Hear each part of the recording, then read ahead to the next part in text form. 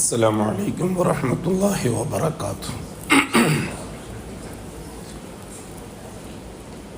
الحمد لله نحمده ونستعينه ونستغفره ونعوذ بالله من شرور أنفسنا ومن سيئات أعمالنا. من يهده الله فلا مضل له ومن يضلل فلا هادي له. وأشهد أن لا إله إلا الله وحده لا شريك له وأشهد أن محمدا عبده ورسوله أرسله بالهدى ودين الحق ليظهره على الدين كله ولو كره المشركون.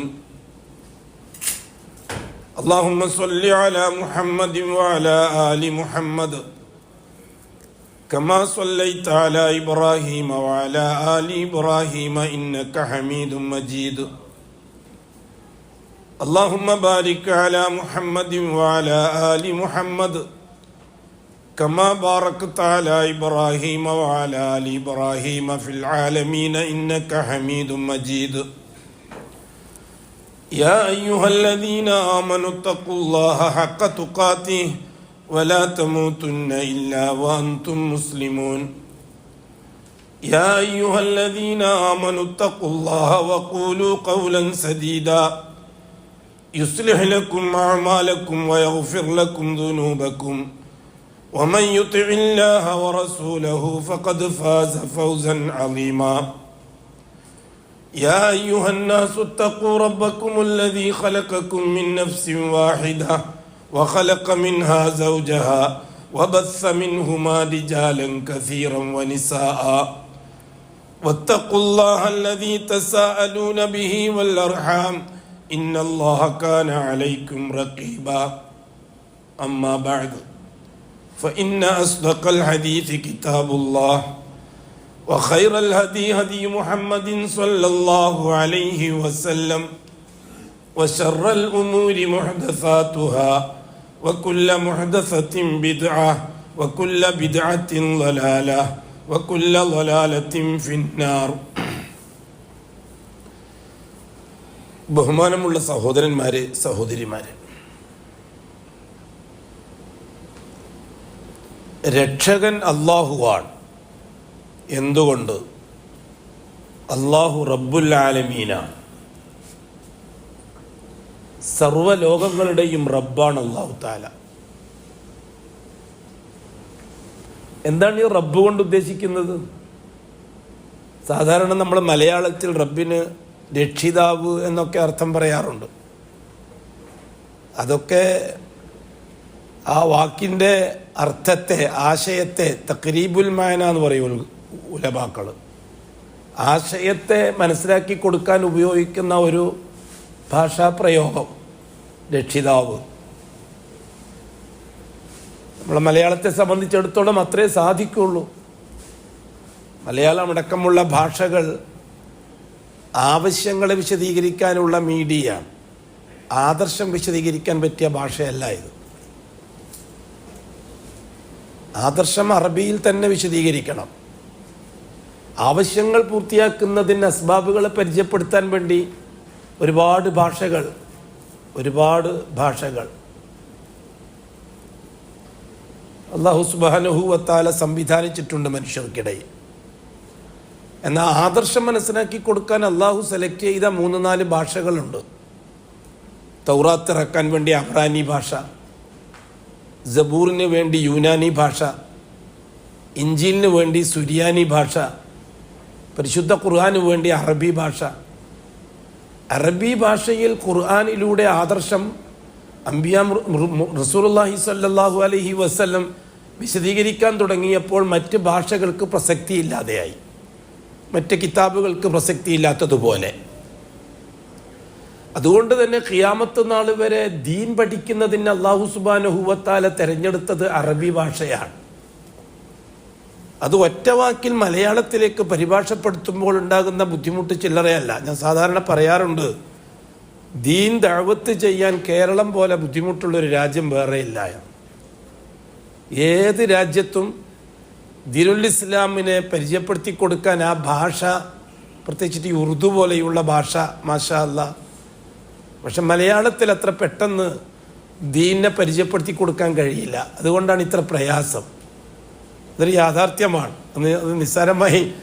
പക്ഷെ നമ്മൾ മനസ്സിലാക്കിയിരിക്കുന്നത് ഏറ്റവും കൂടുതൽ ദീനുള്ളത് കേരളത്തിലാണ് എന്നാണ്. ശരിയാണ്, ദീനിൻ്റെ ചില അടയാളങ്ങൾ കേരളത്തിൽ ഒരുപാടുണ്ട്. പക്ഷെ ദീനിനെ അതിൻ്റെ ആദർശപരമായ അടിസ്ഥാന വാചകങ്ങളെ വിശദീകരിച്ചു കൊടുക്കുന്നതിന് മലയാളം മാത്രം ആശ്രയിച്ചാൽ നടക്കുകയില്ല. അതിന് ഉദാഹരണം പറഞ്ഞാൽ, ഞാൻ ഈ റബ്ബ് എന്നതിന് രക്ഷിതാവ് എന്ന് പറയും പോലെ, രക്ഷിതാവ് എന്ന് ആർക്കും പറയാം. സ്കൂളിൽ കുട്ടികളെ ചേർക്കാൻ പോയാൽ അപേക്ഷാ ഫോറം പൂരിപ്പിക്കുമ്പോൾ ആദ്യം കുട്ടിയുടെ പേര് അല്ലേ ആദ്യത്തെ അപേക്ഷാ ഫോറത്തിൽ ആദ്യത്തെ കുട്ടിയുടെ പേര് എഴുതും നമ്മൾ. രണ്ടാമതായിട്ട് കുട്ടിയുടെ പിതാവിൻ്റെ പേര് അല്ലേ, ബാപ്പാൻ്റെ പേര് എഴുതും. മൂന്നാമത്തെ ചോദ്യം എന്താണ് മലയാളത്തിൽ? രക്ഷിതാവിൻ്റെ പേര്.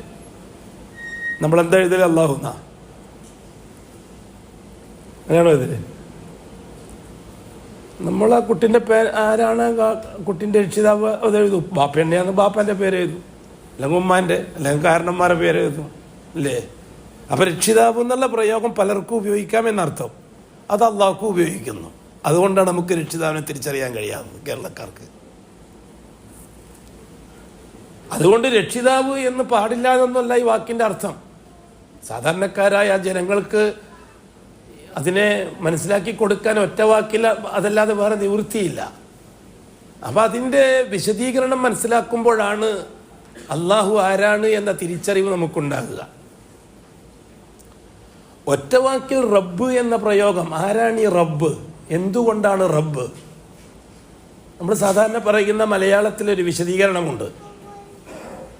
3 അധികാരാവകാശങ്ങളുടെ സർവാധിപത്യം ഏതൊരുവനിൽ മാത്രം നിക്ഷിപ്തമാണോ അവനെ വിളിക്കാൻ ഉപയോഗിക്കുന്ന പേരാണ് റബ്ബ്. ആ റബ്ബ് അല്ലാഹുവാണ്. ഖാലൂ റബ്ബുനല്ലാഹ്. ആ റബ്ബ് അല്ലാഹുവാണ്. ഏതാണ് ഈ 3 അധികാരാവകാശങ്ങൾ? ഒന്ന് അൽ മുൽക്ക്, ഈ പ്രപഞ്ചം അഖിലാണ്ടത്തിൻ്റെയും ഉടമസ്ഥനാകാനുള്ള അധികാരം. പ്രപഞ്ചം മുഴുവനത്തിൻ്റെയും, അത് ഭൗതിക പ്രപഞ്ചമാവട്ടെ അഭൗതിക പ്രപഞ്ചമാവട്ടെ, പ്രപഞ്ചങ്ങൾക്കപ്പുറത്തുള്ള അള്ളാഹുവിന് മാത്രം അറിയുന്ന കേന്ദ്രങ്ങളാവട്ടെ, എല്ലാം ഈ ഭൗതികാഭൗതിക പ്രപഞ്ചത്തിൽ മാത്രമുള്ളതാണ് അള്ളാഹുവിൻ്റെ ഖൽക്ക് എന്ന് മനസ്സിലാക്കി പോകരുത്. ഭൗതികാഭൗതിക പ്രപഞ്ചങ്ങൾക്കപ്പുറത്ത് അള്ളാഹ്ക്ക് ചില സംവിധാനങ്ങളുണ്ട്, അള്ളാഹ്ക്ക് മാത്രം അറിയുന്ന സംവിധാനങ്ങൾ. നമുക്ക് അല്ലാഹു തആല പ്രപഞ്ചത്തെ മനസ്സിലാക്കി തരാൻ വേണ്ടിയിട്ട് ഉപയോഗിച്ച ചില വാചകങ്ങളുണ്ട്. ഭൂമിയിൽ യൗമും വ ലൈല എന്ന് പറഞ്ഞാൽ 24 മണിക്കൂറാണ് ആണല്ലോ. ഫീ യൗമിൻ കാന മിഖ്ദാറുഹു അൽഫ സനത്തിൻ മിമ്മാ തഉദ്ദു എന്ന് പറഞ്ഞാലോ, ഈ ഭൂമിയിൽ കഴിയുന്ന 1000 കൊല്ലം കഴിയുമ്പോൾ മാത്രം ഒരു ദിവസമാകുന്ന സ്ഥലമുണ്ടെന്നല്ല എൻ്റെ അർത്ഥം. എവിടെയായിരിക്കും അത്? അതെന്തിനാ നമ്മൾ ഗഹനമായി ഗവേഷണം ചെയ്യാൻ മെനക്കിടുന്നത്? അള്ളാഹുവിൻ്റെ അസ്രാറുകളെ സംബന്ധിച്ച്, അള്ളാഹുവിൻ്റെ സിറുകളെ സംബന്ധിച്ച്, അള്ളാഹുവിൻ്റെ അസിറുൽ മക്തൂം എന്ന് ഉലമാക്കൾ പറഞ്ഞാൽ അതിലേക്ക് എന്തിനാ നമ്മൾ കിടക്കാൻ മെനക്കിടുന്നത്? അപകടമാണ്. അത് ഹൃദയത്തിന് രോഗമുണ്ടാകാൻ കാരണമായി തീരും. അതേപോലെ വേറൊരായത്ത് എന്താണ്? ഫീ യൗമിൻ കാന മിഖ്ദാറുഹു 50 അൽഫ സന. ഇവിടെ ഒരു ദിവസം കഴിയുന്നത് ഇവിടുത്തെ 50,000 കൊല്ലം കഴിയുമ്പോഴേ അവിടെ ഒരു ദിവസമാവുള്ളൂ. അല്ലാഹു അക്ബർ. ഒന്നാലോചിച്ചൊക്കെ ചിന്തിച്ചാൽ പോലും നമുക്ക് മനസ്സിലാകാത്ത പ്രപഞ്ചം, അള്ളാഹുവിൻ്റെ ലോകം നമ്മളെവിടെ കിടക്കുന്നു? ഈ ഭൗതിക പ്രപഞ്ചം എന്ന് പറയുന്നത് വളരെ ചെറുത്, അഭൗതിക പ്രപഞ്ചം അതിനേക്കാൾ വലുത്. രണ്ടുമല്ലാത്ത അള്ളാഹുവിൻ്റെ മഖ്ലൂക്കുണ്ട്. അത് നമുക്കൊരിക്കലും കണക്കാക്കാനോ തിട്ടപ്പെടുത്താനോ മനസ്സിലാക്കാനോ ചിന്തിക്കാൻ പോലും കഴിയാത്ത പ്രപഞ്ചം. അല്ലാഹു അക്ബർ. ഇത് സകലത്തിൻ്റെയും മാലിക്ക് ആര് മാത്രമായിരിക്കണം? അള്ളാഹു മാത്രമായിരിക്കണം. അൽ മുൽക്ക്, ഉടമസ്ഥതാധികാരം അള്ളാഹുവിനുള്ളതാണ്.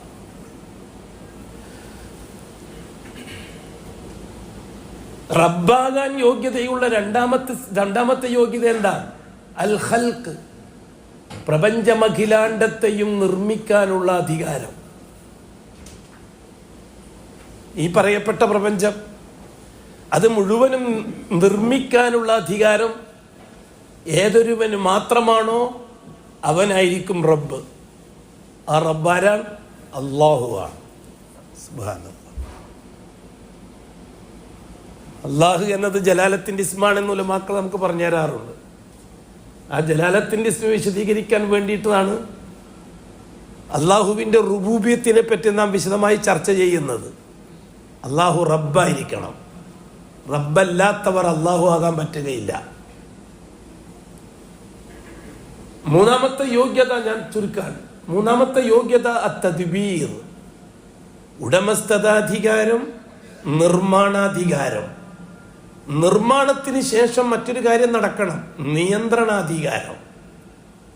ലോകാവസാനം വരെയും അതിന് ശേഷവും സകലത്തിനെയും നിയന്ത്രിക്കാനുള്ള അധികാരാവകാശം ആർക്ക് മാത്രമേ ഉള്ളൂ? അള്ളാഹുവിന് മാത്രമേ ഉള്ളൂ. എന്തുകൊണ്ട്? ഈ 3 അധികാരാവകാശങ്ങളുടെ റബ്ബാണ് അള്ളാഹ്. റബ്ബനെ മനസ്സിലായല്ലോ. അപ്പൊ റബ്ബന, ഞങ്ങളുടെ റബ്ബേ എന്ന് ദുആ ചെയ്യലാണ് ഞങ്ങളുടെ രക്ഷിതാവേ എന്ന് ദുആ ചെയ്തതിനേക്കാൾ നല്ലത്. കാരണം ഞങ്ങളുടെ രക്ഷിതാവേ എന്ന് ദുആ ചെയ്യുമ്പോൾ ഉണ്ടാകുന്ന എന്തോ ഒരു സംതിങ്. ഞങ്ങളുടെ റബ്ബേ എന്ന് മലയാളികൾക്കും പറയാം, ഹിന്ദിക്കാർക്ക് പറയാം, ഇംഗ്ലീഷുകാർക്ക് പറയാം, ഏത് ഭാഷക്കാർക്കും പറയാം. ഞങ്ങളുടെ റബ്ബേ അല്ലേ? അംബിയാ മുർസലീങ്ങൾ ദുആ ചെയ്ത പല ദുആകളും പരിശുദ്ധ ഖുർആനിലുണ്ട്. അതിലേതാണ്ട് 99% റബ്ബ് എന്ന പ്രയോഗത്തിലാണ് ദുആ ചെയ്തിരിക്കുന്നത്. റബ്ബന എന്നോ റബ്ബി എന്നോ. അപ്പൊ എന്തായി അർത്ഥം? സകല സ്വത്തിന്റെയും ഉടമസ്ഥനും സകലതിനെയും നിർമ്മിച്ചവനും സകലതിനെയും നിയന്ത്രിക്കുന്നവനുമായ അള്ളാഹുവേ എന്നായി അദ്വാന്റെ അർത്ഥം. ഇപ്പൊ റബ്ബന എന്നുള്ള വാക്കിന്റെ ഗാംഭീര്യം കടന്നു പോകുന്ന മേഖലകളൊന്ന് ആലോചിച്ച് നോക്കിയേ. അതെ, അല്ലാഹു സുബ്ഹാനഹു വ തആല റബ്ബാണ്. ഈ 3 അധികാരാവകാശങ്ങൾ ഏതൊരുവനിൽ മാത്രമാണോ അവനെയാണ് റബ്ബ് എന്ന് പറയുന്നത്. ആ റബ്ബിനെ അംഗീകരിച്ചു കൊടുക്കുമ്പോഴാണ് റബ്ബിലുള്ള ഈമാൻ ഉണ്ടാകുന്നത്. ആ റബ്ബിലുള്ള ഈമാൻ അംഗീകരിക്കുന്നത് എങ്ങനെയായിരിക്കണം? റബ്ബാകാനുള്ള യോഗ്യത അള്ളാഹ്ക്ക് മാത്രമേ ഉള്ളൂ എന്ന് അംഗീകരിക്കുമ്പോഴാണ് അത് തൗഹീദിലുള്ള ഈമാനാകുന്നത്. അള്ളാഹു റബ്ബാണ്. സകലത്തിനെയും സൃഷ്ടിച്ച് നിർമ്മിച്ചുടമപ്പെടുത്തുന്നവൻ അള്ളാഹുവാണ്. ആ അള്ളാഹുവിനെ അംഗീകരിക്കണം. ആ അള്ളാഹു മാത്രമാണ്. വേറെ ഒന്നും അതിൻ്റെ ഒന്നിച്ചു കൂടാൻ പറ്റുകയില്ല. ഒരു ശക്തിക്ക് അതിൽ സ്ഥാനമില്ല, ഒരു വ്യക്തിക്ക് സ്ഥാനമില്ല, വസ്തുക്കൾക്ക് സ്ഥാനമില്ല. ഒന്നിനും ഏതിനും ഒരു തരത്തിലും കടന്നു വരാൻ യോഗ്യത അർഹതയില്ലാത്ത രീതിയിൽ അള്ളാഹുവിന്റെ റുബൂബിയത്ത് അംഗീകരിച്ചു കൊടുക്കണം. അപ്പൊ റുബൂബിയത്തിലുള്ള തൗഹീദായി. അത്തൗഹീദുർ റുബൂബിയ്യ. അല്ലാഹു സുബ്ഹാനഹു വ തആല ഇല്ലായ്മയിൽ നിന്ന് ഉണ്ടാക്കിയെടുക്കുകയാണ് ബാക്കിയുള്ള മഖ്ലൂക്കാത്തുകളെ മുഴുവനും. അവന്റെ അധികാരവും അവന്റെ അള്ളാഹുവിന്റെ നിർമ്മാണാധികാരവും ഉടമസ്ഥതാധികാരം ആദ്യം, നിർമ്മാണാധികാരം പിന്നെ, നിർമ്മാണം നടന്നതിന് ശേഷം നിയന്ത്രണാധികാരം. ഈ 3 അധികാരങ്ങളും അല്ലാഹു സുബ്ഹാനഹു വ തആലക്ക് മാത്രമായിരിക്കെ ഈ പ്രപഞ്ച നിർമ്മാണത്തിന്റെ പിറകിൽ മറ്റൊരാളുടെ കൈകളില്ല.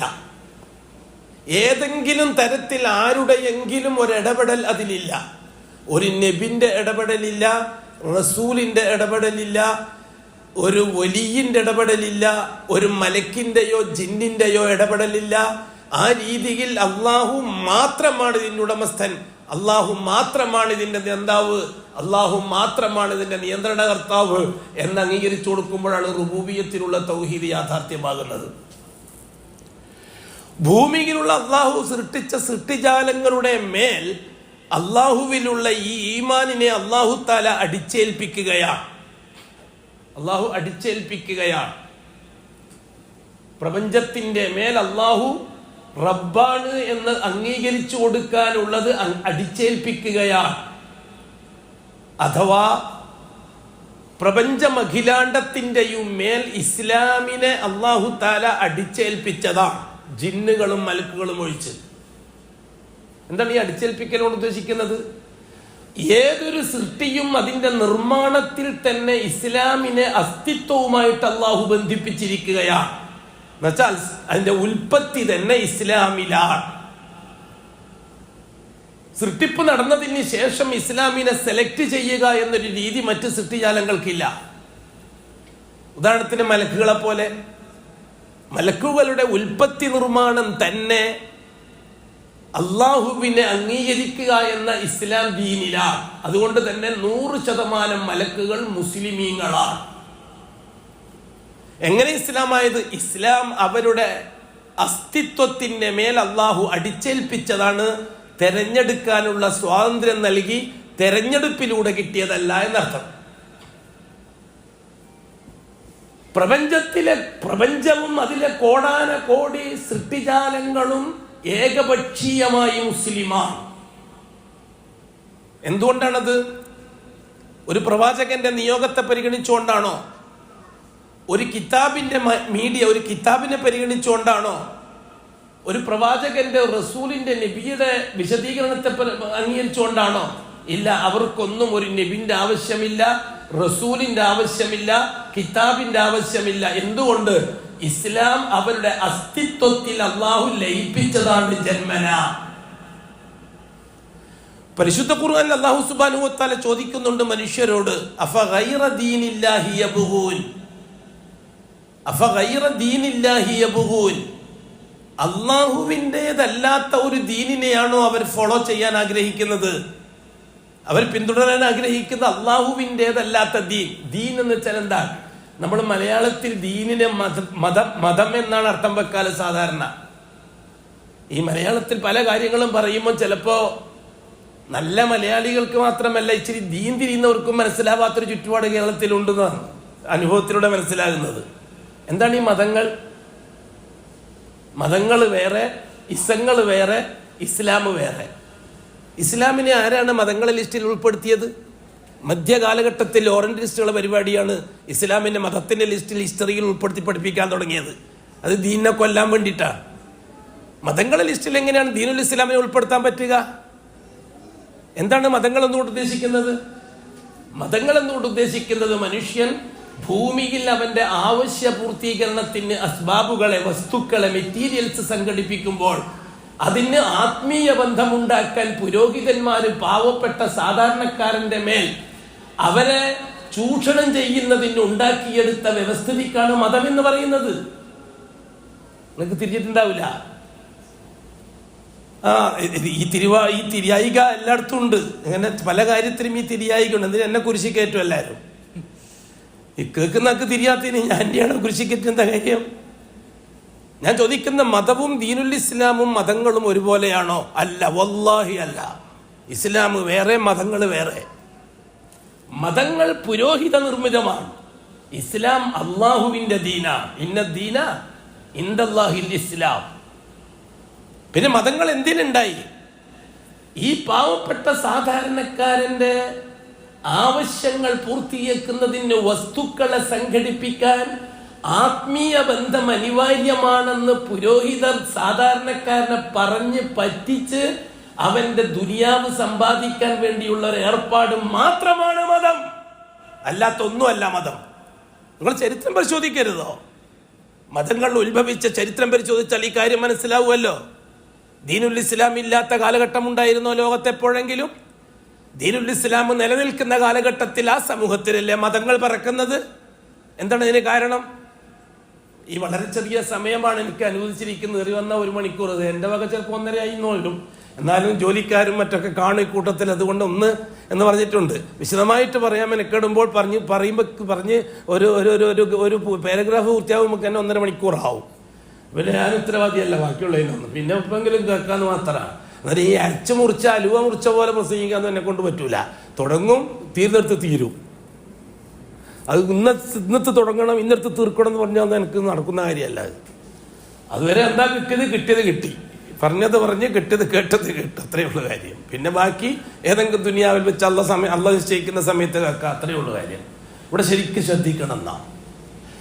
വേറൊരു ആയത്തിൽ അല്ലാഹു സുബ്ഹാനഹു വ തആല ചോദിച്ചല്ലോ, അലം തറ അന്നല്ലാഹ യസ്ജുദു ലഹു മൻ ഫിസ് സമാവാതി വ മൻ ഫിൽ അർദ്.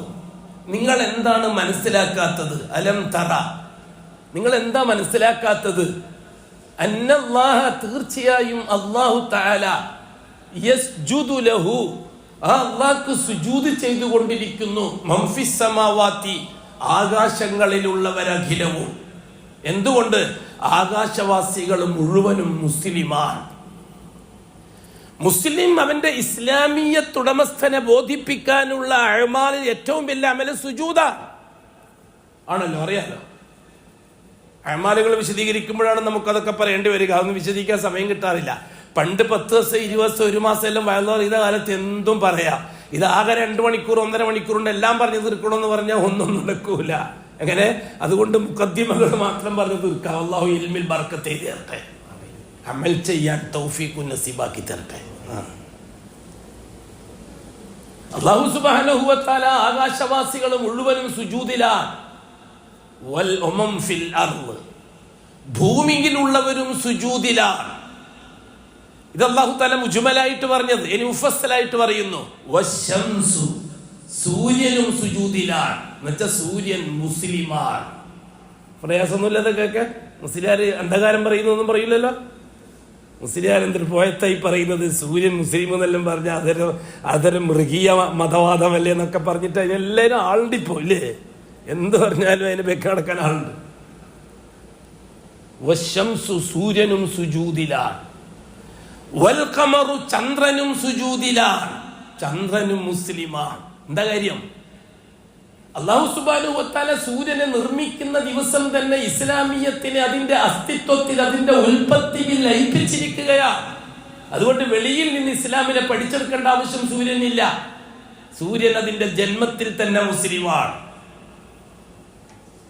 ചന്ദ്രൻ അതിന്റെ ജന്മത്തിൽ തന്നെ മുസ്ലിമാണ്. ചന്ദ്രനെ നിർമ്മിക്കുന്ന ദിവസം അല്ലാഹു ഇസ്ലാമിയത്തിലെ ചന്ദ്രനെ നിക്ഷേപിക്കുകയാണ്. അതിന്റെ അസ്തിത്വം ഇസ്ലാമിലാണ്. വന്നുജൂമു, നക്ഷത്രങ്ങളും സുജൂദിലാണ്. വശജറു വൽ ജിബാലു, പർവ്വതങ്ങളും സുജൂദിലാണ്. ഇനി വിശദീകരിക്കേണ്ട ആവശ്യം വരും തോന്നില്ല. വശജറു, സസ്യങ്ങളും സസ്യലതാദികളും സുജൂദിലാണ്. വദ്ദവാബു, പക്ഷി പർവ്വജാതികളും, വണ്ട് ജന്തു ജീവി പക്ഷി പർവ്വജാതികൾ അഖിലവും സുജൂദിലാണ്. എന്നുവെച്ചാൽ അതിന്റെ അർത്ഥം ഈ പറയപ്പെട്ട സകല സൃഷ്ടികളും ഇസ്ലാമിയത്തിലാണ്. ഇവരുടെ ദീനുൽ ഇസ്ലാം ഒരു പ്രവാചകൻ പ്രബോധനം ചെയ്തുണ്ടാക്കിയതല്ല, ഒരു കിതാബ് ഇറക്കിയിട്ടുണ്ടായതുമല്ല. അവിടെ ജന്മത്തിൽ തന്നെ അല്ലാഹു തആല അടിച്ചേൽപ്പിച്ചതാ.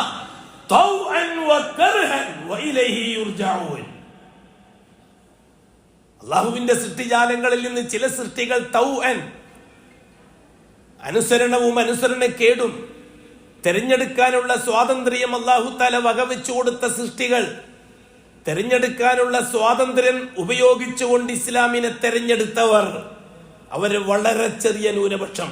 അതിൽ 1-ാം നമ്പർ മനുഷ്യരാണ്.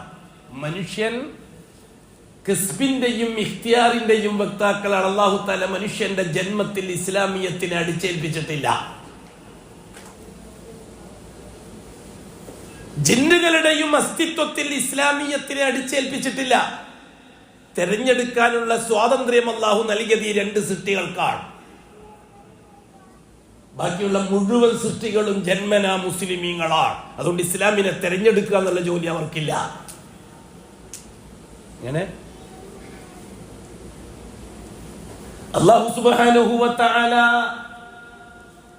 പ്രപഞ്ചമഖിലാണ്ടത്തെയും അവന്റെ പരിധിയിൽ നിർത്തി അവനെ മാത്രം അനുസരിക്കുന്ന, അവന് സുജൂദ് ചെയ്യുന്ന, യുസബ്ബിഹു ലഹു മാ ഫിസ് സമാവാതി വൽ അർദ്, അവന് തസ്ബീഹ് ചെയ്യുന്ന, അല്ലാഹുവിന്റെ കീർത്തനങ്ങൾ മുഴക്കിക്കൊണ്ടിരിക്കുന്ന, അല്ലാഹുവിന്റെ ആധിപത്യത്തെ പ്രാവർത്തികമായി കർമ്മപരമായി അംഗീകരിച്ചുകൊണ്ടിരിക്കുന്ന ഭൗതികവും അഭൗതികവുമായ പ്രപഞ്ചമാസകലം മുസ്ലിമാണ്. ഇല്ല സകലൈൻ, അല്ലാഹു സുബ്ഹാനഹു വ തആല ഈ പറയപ്പെടുന്നവരുടെ എല്ലാം മേൽ റുബൂബിയ്യത്തിന്റെ അധികാരം അടിച്ചേൽപ്പിക്കുകയാണ്. അതുകൊണ്ട് ഉലൂഹിയത്ത് ചർച്ച ചെയ്യുന്ന വിഷയം ഈ സൃഷ്ടിജാലങ്ങൾക്കില്ല. മലക്കുകൾക്കിടയിൽ അള്ളാഹുവിന്റെ ഉലൂഹിയത്ത് ചർച്ച ചെയ്യുന്ന വിഷയം വരുന്നില്ല. റുബൂബിയ്യത്തിലുള്ള ഈമാൻ അടിച്ചേൽപ്പിക്കപ്പെട്ടതായതുകൊണ്ട് അതിൽ നിന്ന് വ്യത്യസ്തമായി മറ്റൊന്ന് അംഗീകരിക്കുന്ന രീതിയില്ല. അതുകൊണ്ട് ഉലൂഹിയത്ത് ചർച്ച ചെയ്യുന്ന വിഷയം വരുന്നില്ല. ഉലൂഹിയത്ത് ചർച്ച ചെയ്യേണ്ടി വന്നത് എപ്പോഴാണ്? നമുക്ക് ചരിത്രം പരിശോധിച്ചാൽ മനസ്സിലാവുന്ന കാര്യമല്ലേ ഉള്ളൂ. എന്തേ ബഹുമാനപ്പെട്ട ആദം അലൈഹി സ്വലാത്തു വസ്സലാമിന്റെ മക്കളെ കൂട്ടത്തിൽ ഒന്നാമത്തെ തലമുറയിൽ ഉലൂഹിയത്ത് ചർച്ച ചെയ്യപ്പെട്ടില്ല, രണ്ടാമത്തെ തലമുറയിൽ ഉലൂഹിയത്ത് ചർച്ച ചെയ്യപ്പെട്ടില്ല, മൂന്നാമത്തെ തലമുറയിൽ ഉലൂഹിയത്ത് ചർച്ച ചെയ്യപ്പെട്ടില്ല, 10 തലമുറയിൽ ഉലൂഹിയത്ത് ചർച്ച ചെയ്യപ്പെട്ടില്ല? അഷ്റഫുൽ ഖൽഖ് പറഞ്ഞില്ലേ ഇബ്നു അബ്ബാസിൽ നിന്ന് നിവേദനം, ആദം അലൈഹി സ്വലാത്തു വസ്സലാമിന്റെ മക്കൾ 10 തലമുറ കുല്ലുഹും ഫി തൗഹീദ്. അല്ലേ? മനുഷ്യരാശിയിലെ തുടക്കക്കാര് തൗഹീദിലായിരുന്നില്ലേ? ആദം അലൈഹി സ്വലാത്തു വസ്സലാമിനെ അല്ലാഹു തആല നബിയാക്കി, എന്തുകൊണ്ട് റസൂലാക്കിയില്ല? ബഹുമാനപ്പെട്ട ആദം അലൈഹി സ്വലാത്തു വസ്സലാമിന് തൗഹീദിലേക്ക് ദഅവത്ത് ചെയ്യേണ്ടി വന്നിട്ടില്ല. അതുകൊണ്ട് അന്നുബുവത്തു ലിത്തർബിയ വരിസാലത്തു ലിദ്ദഅവ. അതല്ലേ ഉലമാക്കൾ ഒപ്പിച്ചെന്നിരിക്കുന്നത്? നുബുവത്ത് തർബിയത്തിന് വേണ്ടിയുള്ളതാണ്, റിസാലത്ത് ദഅവത്തിന് വേണ്ടിയും കൂടിയുള്ളതാണ്. ആദം അലൈഹി സ്വലാത്തു വസ്സലാം നബി മാത്രമാണ്. അതേ ഭാര്യ മക്കൾക്ക് ആകാശലോകത്ത് വെച്ച് അള്ളാഹു കൊടുത്ത നിർദ്ദേശമനുസരിച്ച് ജീവിക്കാനുള്ള പരിശീലനം നൽകലാണ് ആദമിന്റെ ജോലി ഭൂമിയിൽ. ഇതൊക്കെ പറയുമ്പോൾ ഓരോന്നിങ്ങനെ കടന്ന് ഇങ്ങനെ വരുന്നു, അതൊന്നും പറയാൻ തന്നാൽ ശരിയാവില്ല. ആകാശത്തിന്റെ ഭൂമിയിൽ ഇറങ്ങൂല. ആദം അലൈഹി സ്വലാത്തു വസ്സലാമിന്റെ പരമ്പര പേരക്കുട്ടികളുടെ കൂട്ടത്തിൽ ഒരാളല്ലേ ഇദ്രീസ് നബി അലൈഹി സ്വലാത്തു വസ്സലാം. എന്റെ റസൂലായില്ല, നബി മാത്രമായി. റുബൂബിയത്തിൽ നിന്ന് അവർ മാറിയില്ല. അതുകൊണ്ട് ഉലൂഹിയത്ത് ചർച്ച ചെയ്യേണ്ടി വന്നില്ല. ആ റുബൂബിയത്തിൽ എങ്ങനെ നിലനിൽക്കണം എന്ന് പരിശീലിപ്പിക്കുകയായിരുന്നു ശീസ് അലൈഹി സ്വലാത്തു വസ്സലാം അനുജന്റെയും ചേട്ടന്റെയും മക്കൾക്കും പേരക്കുട്ടികൾക്കും. ആയിരുന്നില്ലേ? അവര് മരിച്ചതിന് ശേഷം അല്ലാഹു തആല ഇദ്രീസ് നബിയെ നബിയാക്കി നിയോഗിച്ചു. എന്തുകൊണ്ട് ഇദ്രീസ് നബിയെ റസൂലാക്കിയില്ല? അല്ലാഹു സുബ്ഹാനഹു വ തആല പരിശുദ്ധ ഖുർആനിലൂടെ മനുഷ്യന്റെ 4 ഘട്ടങ്ങളെ വിശദീകരിച്ചു തരുന്നുണ്ട്. മനുഷ്യർക്ക് 4 ഘട്ടങ്ങളാണ് ഈ ഭൂമിയിൽ. മനുഷ്യന്റെ ചരിത്രപരമായ ഘട്ടങ്ങൾ. ഒന്നതിന്റെ ശൈശവഘട്ടം, ആദം നബി അലൈഹി സ്വലാത്തു വസ്സലാം തൊട്ട് നൂഹ് നബി വരെയുള്ള കാലഘട്ടം. മനുഷ്യൻ എന്ന സൃഷ്ടിയുടെ ശൈശവഘട്ടമാണ് ഈ ഭൂമിയിൽ. അതുകൊണ്ട് തന്നെ ഒരു റസൂലിന്റെ ആവശ്യം ആ കാലഘട്ടത്തിൽ ഉണ്ടായില്ല. ദഅവത്തിന്റെ ആവശ്യം ആ കാലഘട്ടത്തിൽ ഉണ്ടായില്ല. ഈ നബിമാർക്ക് വഹിയിലൂടെ കിട്ടുന്ന കാര്യങ്ങൾ തർബിയത്ത് കൊടുത്താൽ മാത്രം മതി നബിമാർക്ക്. കാരണം അള്ളാഹു അല്ലാത്തൊരു ശക്തിയെ പറ്റി അവർക്ക് അറിയില്ല, അള്ളാഹു അല്ലാത്തൊരു വ്യക്തിയെ പറ്റി അവർക്ക് അറിയില്ല, അള്ളാഹു അല്ലാത്തൊരു സൃഷ്ടിയെ പറ്റി, അള്ളാഹു അല്ലാത്തൊരു ഷെയ്ഖിനെ പറ്റി അവർക്ക് അറിയില്ല, അള്ളാഹു അല്ലാത്ത സംവിധാനങ്ങളെ പറ്റി അവർക്ക് അറിയില്ല. ബാപ്പ ആദം ഭൂമിയിൽ എത്തിയപ്പോൾ ഭാര്യ മക്കൾക്ക് പഠിപ്പിച്ചു കൊടുത്ത അള്ളാഹുവിന്റെ സംവിധാനത്തെ പറ്റി മാത്രമേ അവർക്ക് അറിയുള്ളൂ. അതിൽ നിന്ന് അവർ വ്യതിചലിച്ചിട്ടില്ല. വ്യതിചലിപ്പിക്കാൻ ആദമോടൊപ്പം ഈ ഭൂമിയിലേക്ക് അല്ലാഹു തആല നിയോഗിച്ചയച്ച ശൈത്താൻ ശ്രമിച്ചിരുന്നു. ആദമിനെ ഏതുപോലെ നാം അംഗീകരിക്കുന്നുവോ അതേപോലെ ഇബ്ലീസിനെയും അംഗീകരിക്കാൻ നമ്മുടെ ബാധ്യതയാണ്, നമ്മുടെ ഈമാനിൽ പെട്ടതാണ്. ആദം യാഥാർത്ഥ്യവും ഇബ്ലീസ് സാങ്കല്പികവുമാണെന്ന് കരുതി പോകരുത്. രണ്ടുപേരും ആകാശത്തിൽ തർബിയത്ത് കിട്ടിയവരാണ്. ആദം അലൈഹി സ്വലാത്തു വസ്സലാമിന് ഹിദായത്തിന്റെ പ്രബോധനത്തിന് വേണ്ടി തർബിയത്ത് കിട്ടിയ ആകാശലോകത്ത്. ഇബ്ലീസിനാവട്ടെ ലലാലത്തിന്റെ തർബിയത്തിന് വേണ്ടി, ലലാലത്തിന്റെ ദഅവത്തിന് വേണ്ടി പ്രാക്ടീസ് കിട്ടിയ ആകാശലോകത്ത്. ഇവർ രണ്ടുപേരും അള്ളാഹുവിന്റെ അനുമതിയോടുകൂടിയാണ് ഭൂമിയിലേക്ക് വരുന്നത്. ആദമിനെ സംബന്ധിച്ച് പറഞ്ഞ അതേ വാശനിശ്ചയം തന്നെയാണ് ഇബ്ലീസിനും ഉള്ളത്.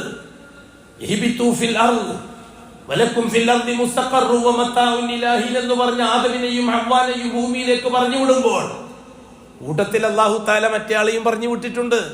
അയാൾക്കും ആവശ്യമായ പരിശീലനം ആകാശത്തിൽ നിന്നാണ് കിട്ടിയത്. പരിശുദ്ധ ഖുർആൻ വളരെ കൃത്യമായി ഇബ്ലീസുമായിട്ടുള്ള ചർച്ച, ഇബ്ലീസും അല്ലാഹുവും തമ്മിലുള്ള മുനാജാത്തിനെ സംബന്ധിച്ച് ചർച്ച ചെയ്യുന്നില്ലേ ഖുർആൻ ഷരീഫിൽ? ചോദ്യോത്തരങ്ങള്, സുജൂദുമായി ബന്ധപ്പെട്ടിടത്ത് അല്ലാഹു തആല ചോദ്യം ചെയ്യുമ്പോൾ അയാൾ മറുപടി പറയുന്ന രംഗങ്ങളൊക്കെ ഖുർആൻ വളരെ വ്യക്തമായി പറഞ്ഞു തന്നിട്ടില്ലേ? അതൊന്നും സാങ്കല്പിക കഥകളാക്കാൻ മെനക്കെടണ്ട. സാങ്കല്പിക കഥകളാണ് എന്ന് വിശ്വസിക്കുമ്പോൾ നമുക്ക് സംഭവിക്കൽ എന്താണെന്നറിയുമോ? നാം അല്ലാഹുവിന് കൊടുത്ത ഷഹാദത്ത് ബാത്തിലാകാൻ ഇടവരും. ദീനുൽ ഇസ്ലാം ഒരു സംഭവമാണ് കൂട്ടരെ. അതിങ്ങനെ വെറും പ്രസംഗിച്ച് തീർക്കാനോ അല്ലെങ്കിൽ എഴുതി തീർക്കാനോ ഉള്ളതല്ല. ദൈനംദിന ജീവിതത്തിൽ ആകാശത്തിന്റെ റബ്ബിന് ബോധ്യപ്പെടുത്തി കൊടുക്കാനുള്ളതാണ് ഇസ്ലാം. എന്താണ് ബോധ്യപ്പെടുത്തി കൊടുക്കേണ്ടത്? നമുക്ക് പറയാം, സംസാരിക്കാം. ഈ കാലയളവിലായിരുന്നില്ലേ ആദമിന്റെ മക്കൾക്ക് ഖബറുകളെ പരിചയപ്പെടുത്തി കൊടുത്തത് ശൈത്താൻ? ആദം അലൈഹി സ്വലാത്തു വസ്സലാമിന്റെ മക്കൾ ഒന്നാം തലമുറയിൽ ഒരു പരിപാടിയും നടന്നില്ല ശൈത്താന്റെ. രണ്ടാമത്തെയും മൂന്നാമത്തെയും തലമുറകൾക്ക് പരിചയപ്പെടുത്തി കൊടുത്തത് ഖബറിനെ ആയിരുന്നില്ലേ? തൗഹീദിൽ നിന്ന് ശിർക്കിലേക്ക് പോകാൻ ആദ്യം ഉപയോഗിച്ചത് ഖബറുകളാണ്. അതുകൊണ്ട് തന്നെ ശിർക്കിന്റെ അടിസ്ഥാനം ജാറങ്ങളാണ്, അനുബന്ധം മാത്രമാണ് മതങ്ങളും മതപൂജകളും. ശിർക്കിന്റെ അടിസ്ഥാനം ജാറങ്ങളാണ്. മതങ്ങൾ വന്നത് എപ്പോഴാണ് കൂട്ടരെ? ഇന്നലെയും മിഞ്ഞാന്നും അല്ലേ മതങ്ങൾ വന്നത്?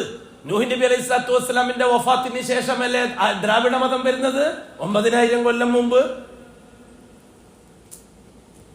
ഇബ്രാഹിം അലൈഹി സ്വലാത്തു വസ്സലാമിന്റെ വഫാത്തിന് ശേഷമല്ലേ ആര്യമതം വരുന്നത്? 6000 കൊല്ലം മുമ്പ്.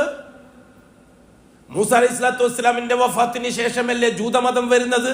4000 കൊല്ലം മുമ്പ്. ഈസ അലൈഹി സ്വലാത്തു വസ്സലാം ആകാശത്തിലേക്ക് ഉയർത്തപ്പെട്ടതിന് ശേഷമല്ലേ ക്രിസ്തുമതം വരുന്നത്? 2000 കൊല്ലം തിരിപ്പുറം അല്ലേ? ഈ മതങ്ങൾക്ക് എന്തെങ്കിലും മനുഷ്യന്റെ ഉൽപ്പത്തിയുമായിട്ട് വല്ല ബന്ധവുമുണ്ടോ? മനുഷ്യന്റെ തുടക്കവുമായിട്ട് വല്ല ബന്ധവുമുണ്ടോ? ഇടക്കാലത്ത് കടന്നു വന്നതല്ലേ മതങ്ങൾ? ആ മതങ്ങളുടെ എല്ലാം അടിസ്ഥാനം ഇസ്ലാമായിരുന്നില്ലേ?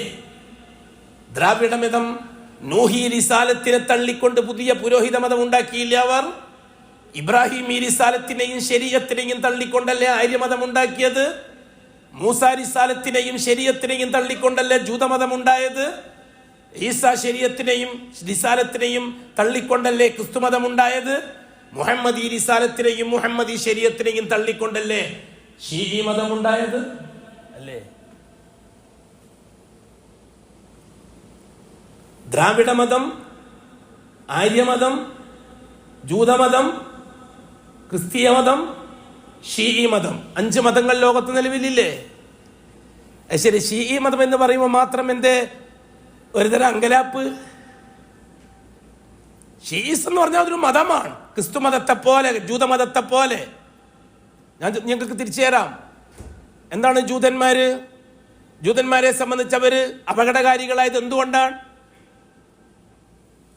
ഒന്നാമതായിട്ട് അതേ സംബന്ധിച്ച് പറഞ്ഞത്, ഈസാ അലൈഹി സ്വലാത്തു വസ്സലാമിന്റെ ഉമ്മ മറിയമിനെ അവര് തേവിടിശിപ്പെണ്ണാണ് എന്ന് വിളിച്ചു. അതല്ലേ ഒരു അടയാളം? വർത്തമാനകാല ഇറാനിയൻ ഷീഇയ്യത്തിന്റെ അടയാളം അഷ്റഫുൽ ഖൽഖിന്റെ പ്രിയപ്പെട്ട ഭാര്യ ആയിഷത്തു സിദ്ദീഖയെ തേവിടിശി എന്ന് വിളിച്ചു. എന്താണ് രണ്ട് ജൂതനും തമ്മിൽ വ്യത്യാസം? എന്താണ് കൂട്ടരെ ഇസ്രായേലി ജൂതനും ഇറാനിയൻ ജൂതനും തമ്മിൽ വ്യത്യാസം? ഇസ്രായേലി ജൂതൻ ഈസലമിന്റെ ഉമ്മാനെ മറിയത്തിനെ ചീത്ത പറഞ്ഞത് വലിയ അപകടം.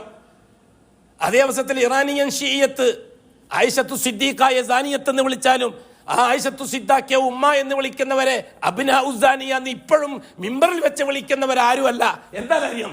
ഇത് ഇസ്ലാമിനപ്പുറത്തൊരു തരം അപകടകരമായ രാഷ്ട്രീയത്തിന്റെ ദുസ്സുത, ഹൃദയത്തിനും തലയിലും കയറിയതിന്റെ വിപത്താണ് ഇന്ന് ഈ ഉമ്മത്ത് അനുഭവിച്ചുകൊണ്ടിരിക്കുന്നത് എന്ന് തിരിച്ചറിയാൻ ഇനി സമയം വൈകിക്കൂടാ. ഒന്ന്, ജിബ്രീല് കള്ളനാണെന്ന് പറഞ്ഞു. ആര്? ഇസ്രായേലി ജൂതൻ.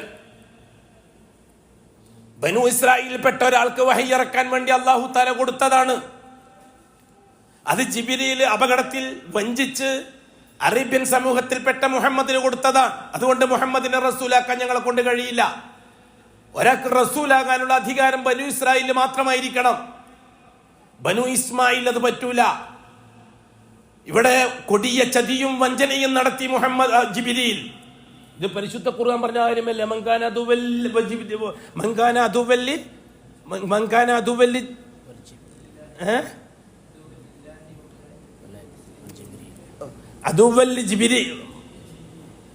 ജിബ്രീൽ ശത്രു, നബി ശത്രു. ഇവർക്ക് സ്വന്തം മക്കളെ അറിയും പോലെ മുഹമ്മദ് നബിയെ അറിയാം, നബി ആരാണെന്നും അറിയാം. അവരെ വർഗത്തിൽപ്പെട്ടിട്ടില്ല എന്നൊറ്റ കാരണത്താലല്ലേ അവര് മുഹമ്മദ് നബിന്റെ റിസാലത്തിനെ കുഫ്ർ ചെയ്തത്. ഇത് അല്ലാഹു തആല പറഞ്ഞ വിഷയം. അതുകൊണ്ട് നാം വെറുക്കുന്നു ജൂതനെ.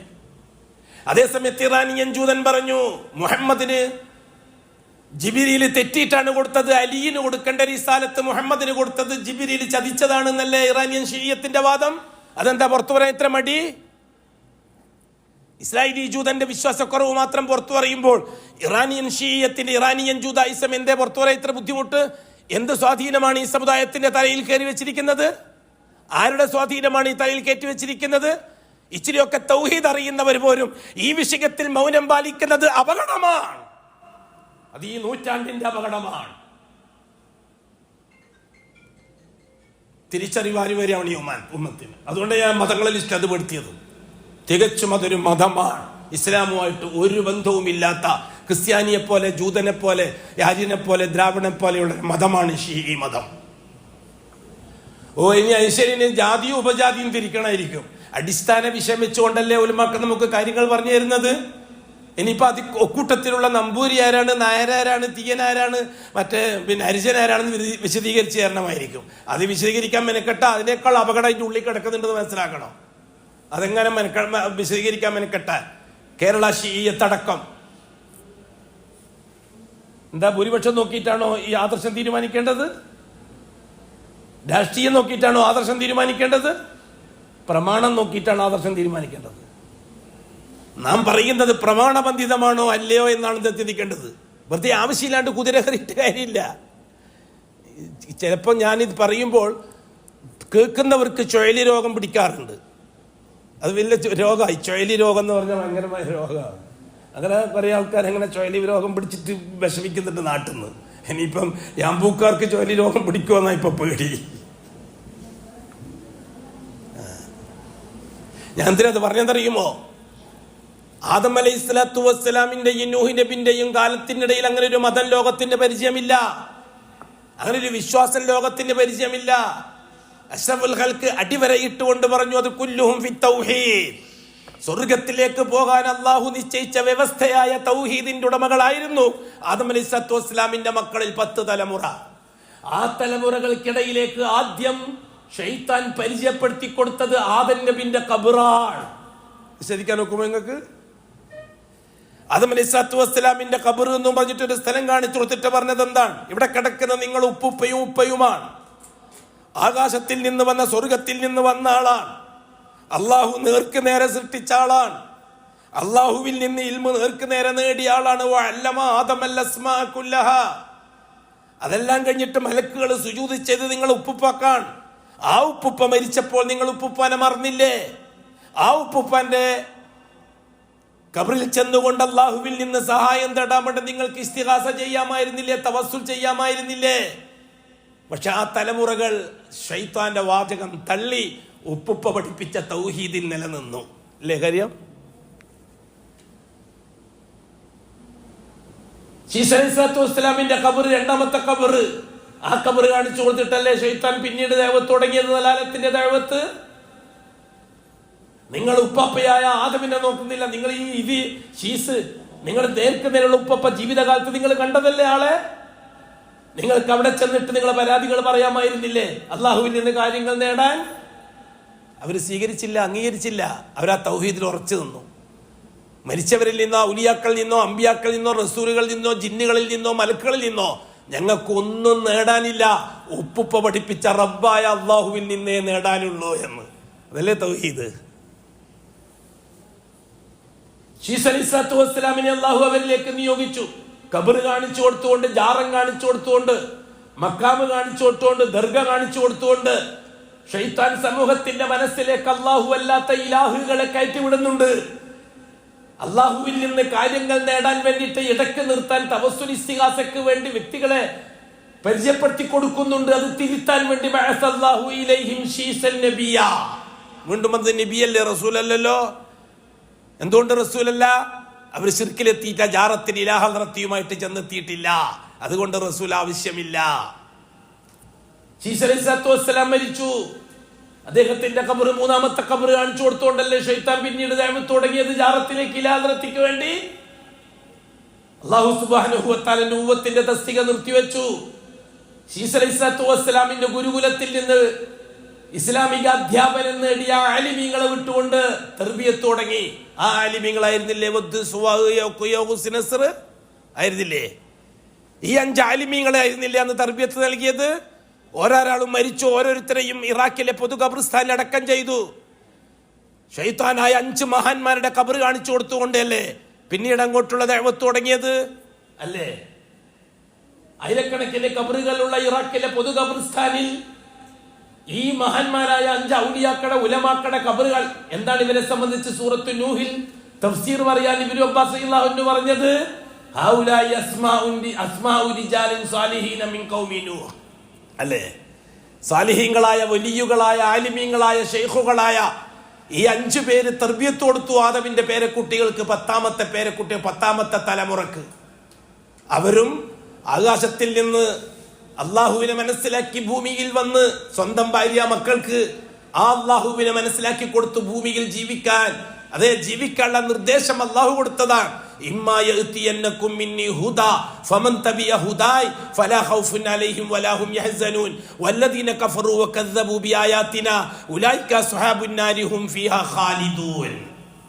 ഇതല്ലേ മനുഷ്യ മക്കൾക്ക് അള്ളാഹു തആല ആദ്യം കൊടുത്ത നിർദ്ദേശം. ഭൂമിയിൽ ജീവിക്കുന്ന സന്ദർഭത്തിൽ വസ്തുക്കളെ സപ്ലൈ ചെയ്യുന്ന ആദർശം നോക്കിയിട്ടല്ല. അങ്ങനെ പറയുമ്പോൾ അതിന്റെ അപ്പുറം വേറെ എന്ത് പറയേണ്ടി വരും? ഭൂമിയിൽ അല്ലാഹു സുബ്ഹാനഹു വ തആല 2 കാര്യങ്ങളാണ് പരിഗണിക്കുന്നത്: ആവശ്യ പൂർത്തീകരണത്തിന് മനുഷ്യന്റെ ഇൻസാനിയത്തിനെയും ആദർശ പൂർത്തീകരണത്തിന് മനുഷ്യന്റെ ഇസ്ലാമിയത്തിനെയും. അൽ ഇൻസാൻ വൽ ഇസ്ലാം. ആവശ്യങ്ങളുണ്ട് മനുഷ്യർക്ക് ഭൂമിയിൽ. ലക്കും ഫിൽ അർളി മുസ്തഖറുൻ വ മതാഉൻ ഇലാഹീൻ. നിങ്ങൾക്ക് താമസിക്കാനുള്ള സൗകര്യം ഭൂമിയിലുണ്ട്, തിന്നാനും കുടിക്കാനുള്ള വിഭവങ്ങളും ഭൂമിയിലുണ്ട്. അല്ലാഹു സുബ്ഹാനഹു വ തആല ഭൂമിയിൽ താമസിക്കാൻ തുടങ്ങിയ മനുഷ്യരോട് ആദ്യമായി പറഞ്ഞ വിഷയം അതാണ്. എന്നിട്ട് പറഞ്ഞു എന്നിട്ട് അല്ലാഹു തആല പറഞ്ഞു ഫീഹാ തഹയ്യൗന വ ഫീഹാ തമൂതുന വ മിൻഹാ തുഖ്റജൂൻ. ഭൂമിയിലാണ് ഇനി നിങ്ങൾ ജീവിക്കേണ്ടത്, ഭൂമിയിലാണ് ഇനി നിങ്ങൾ മരിക്കേണ്ടത്. ഭൂമിയിൽ നിന്നൊരു ദിവസം നിങ്ങളെ ഞാൻ പുറത്തു കൊണ്ടുവരും, അന്നാണ് നിങ്ങളെ പറ്റിയുള്ള തീരുമാനമെടുക്കുക എന്നും പറഞ്ഞിട്ടല്ലേ അള്ളാഹു ആദമിനെയും അവ്വാനെയും ഭൂമിയിലേക്ക് അയച്ചത്? ആയിരുന്നില്ലേ? ഖുർആനല്ലേ കൂട്ടരെ, ഇത് കഥയല്ലല്ലോ. എന്നിട്ട് ഈ ഭൂമിയിൽ ജീവിക്കുന്ന മനുഷ്യരോട്, തുടക്കക്കാരോട് അതേ ആവശ്യ പൂർത്തീകരണത്തിനുള്ള അസ്ബാബുകളാണ് ആദ്യം അള്ളാഹു തർത്തീബാക്കുന്നത്. നിസ്കാരവും നോമ്പും സക്കാത്തും ഹജ്ജും പഠിപ്പിക്കുകയായിരുന്നില്ല ആദ്യം അള്ളാഹു തആല ചെയ്തത്. ദമ്പതിമാര് ഭൂമിയിലെത്തിയ ഉടനെ നിസ്കാരവും നോമ്പും പഠിപ്പിക്കുകയായിരുന്നില്ല ചെയ്തത്. ആദർശവുമായി ബന്ധപ്പെട്ട വിഷയം ചർച്ച ചെയ്യാൻ തുടങ്ങുന്നേ ഉള്ളൂ. ആവശ്യങ്ങളുമായി ബന്ധപ്പെട്ട വിഷയമാണ് അല്ലാഹു തആല ചർച്ച ചെയ്തത്. തിന്നാനും കുടിക്കാൻ വിഭവങ്ങൾ, കാടുകളിൽ നിന്ന് വിഭവങ്ങൾ ശേഖരിക്കുക, കായ്കനികൾ ശേഖരിക്കുക, അതേപോലെ തന്നെ മൃഗങ്ങൾ, തിന്നാൻ പറ്റുന്ന മൃഗങ്ങൾ, ഇറച്ചി തിന്നാൻ പറ്റുന്ന മൃഗങ്ങളെ ശേഖരിക്കുക. ഇതൊക്കെ ആദം ഹവ്വ ദമ്പതിമാർക്ക് അല്ലാഹു തആല പരിശീലിപ്പിച്ച കാര്യമാണ്. മക്കളെ ആദം അലൈഹിസ്സലാത്തു വസ്സലാം അങ്ങനെയാണ് പരിശീലിപ്പിക്കുന്നത്. ജീവിതാവ് ഈ ജീവിതാവശ്യങ്ങൾക്ക് ആവശ്യമായ അസ്ബാബുകൾ, നമ്മൾ അസ്ബാബുകൾ എന്നാണ് പറയുക, വിഭവങ്ങൾ. ഭൂമിയിൽ ജീവിക്കാനുള്ള വിഭവങ്ങൾ അല്ലാഹ് സപ്ലൈ ചെയ്യുന്നത് ഇൻസാനിയത്തിനെ പരിഗണിച്ചുകൊണ്ടാണോ ഇസ്ലാമിയത്തിനെ പരിഗണിച്ചുകൊണ്ടാണോ? മനസ്സിലായില്ല. ഈ ഭൂമിയിൽ ജീവിക്കുന്ന മനുഷ്യരുടെ ആവശ്യ പൂർത്തീകരണത്തിന് അള്ളാഹു മനുഷ്യന്റെ ആവശ്യത്തെയാണോ പരിഗണിക്കുന്നത്, അതോ ആദർശത്തെ പരിഗണിച്ചുകൊണ്ടാണോ ആവശ്യം പൂർത്തിയാക്കി കൊടുക്കുന്നത്? വല്ലാഹി ആദർശത്തെ പരിഗണിച്ചുകൊണ്ടല്ല, ആവശ്യത്തെ പരിഗണിച്ചുകൊണ്ടാണ്. ബിസ്മി ചൊല്ലി നിക്കാഹ് ചെയ്യുന്നു ഒരു മുസ്ലിം, സൗന്ദര്യമുള്ള ആൺപെൺമക്കളെ അള്ളാഹു ഔദാര്യമായിട്ട് നൽകുന്നു. ആദർശം നോക്കിയിട്ടാണോ? യേശുവിനെ വിളിച്ച് കല്യാണം കഴിക്കുന്ന ഒരു ക്രിസ്ത്യാനി, സൗന്ദര്യമുള്ള ആൺപെൺമക്കളെ അള്ളാഹു ഔദാര്യമായിട്ട് നൽകുന്നു. ആദർശം നോക്കിയിട്ടാണോ? ഉസൈറിനെ വിളിച്ച് കല്യാണം കഴിക്കുന്നു ജൂതൻ, അല്ലെങ്കിൽ അതുപോലെയുള്ളവരെ, സൗന്ദര്യമുള്ള ആൺപെൺമക്കളെ അള്ളാഹു നൽകുന്നു. ആദർശം നോക്കിയിട്ടാണോ? മമ്മർത്ത തങ്ങളെയോ മൊലി ഷേഖിനെയോ റിഫായി ഷേഖിനെയോ അതുപോലത്തെ തങ്ങളെയോ വിളിച്ച് അവർക്ക് നേർച്ച വഴിപാടുകൾ നടത്തി ഇലാഹ നടത്തി പറഞ്ഞ് സവ്വൈതുക വഅൻകഹ്തുക അൽഫാത്തിഹ അല്ല ഈ അൽഫാത്തിഹ ഇലാഹ നടത്തി ഷേഖ് മുഹിദ്ദീൻ, ഇലാഹ നടത്തി ഷേഖ് റിഫായി, ഇലാഹ നടത്തി മമ്മറം തങ്ങൾ, ഇലാഹ നടത്തി ഉള്ളാളം തങ്ങൾ, ഇലാഹ നടത്തി മൗലാന തങ്ങൾ, അങ്ങനെ അങ്ങനെ അങ്ങനെ അങ്ങനെ 101 തങ്ങൾ. എന്നിട്ട് ആ ഇലാഹ നടത്തി പാസ്സാക്കിയതിന് ശേഷം സവ്വൈതുക വഅൻകഹ്തുക കൊടുങ്കായത്തിലേക്ക് അൽഫാത്തിഹ. ഇതല്ലേ ആധുനിക സമൂഹത്തിന്റെ, മുസ്ലിം സമൂഹത്തിന്റെ പാരമ്പര്യക്കാരന്റെ നിക്കാഹിന്റെ രീതിയല്ലേ അത്? നിഷേധിക്കാൻ ഒക്കുമോ? അവർക്കും സൗന്ദര്യമുള്ള ആൺപെൺമക്കളെ അള്ളാഹു നൽകുന്നു ഔദാര്യമായിട്ട്. ആദർശം നോക്കിയിട്ടാണോ? ആദർശം നോക്കിയിട്ട് എങ്ങനെ അള്ളാഹു മക്കളെ കൊടുക്കാൻ തയ്യാറായ? നല്ല കഥയായിപ്പോയി.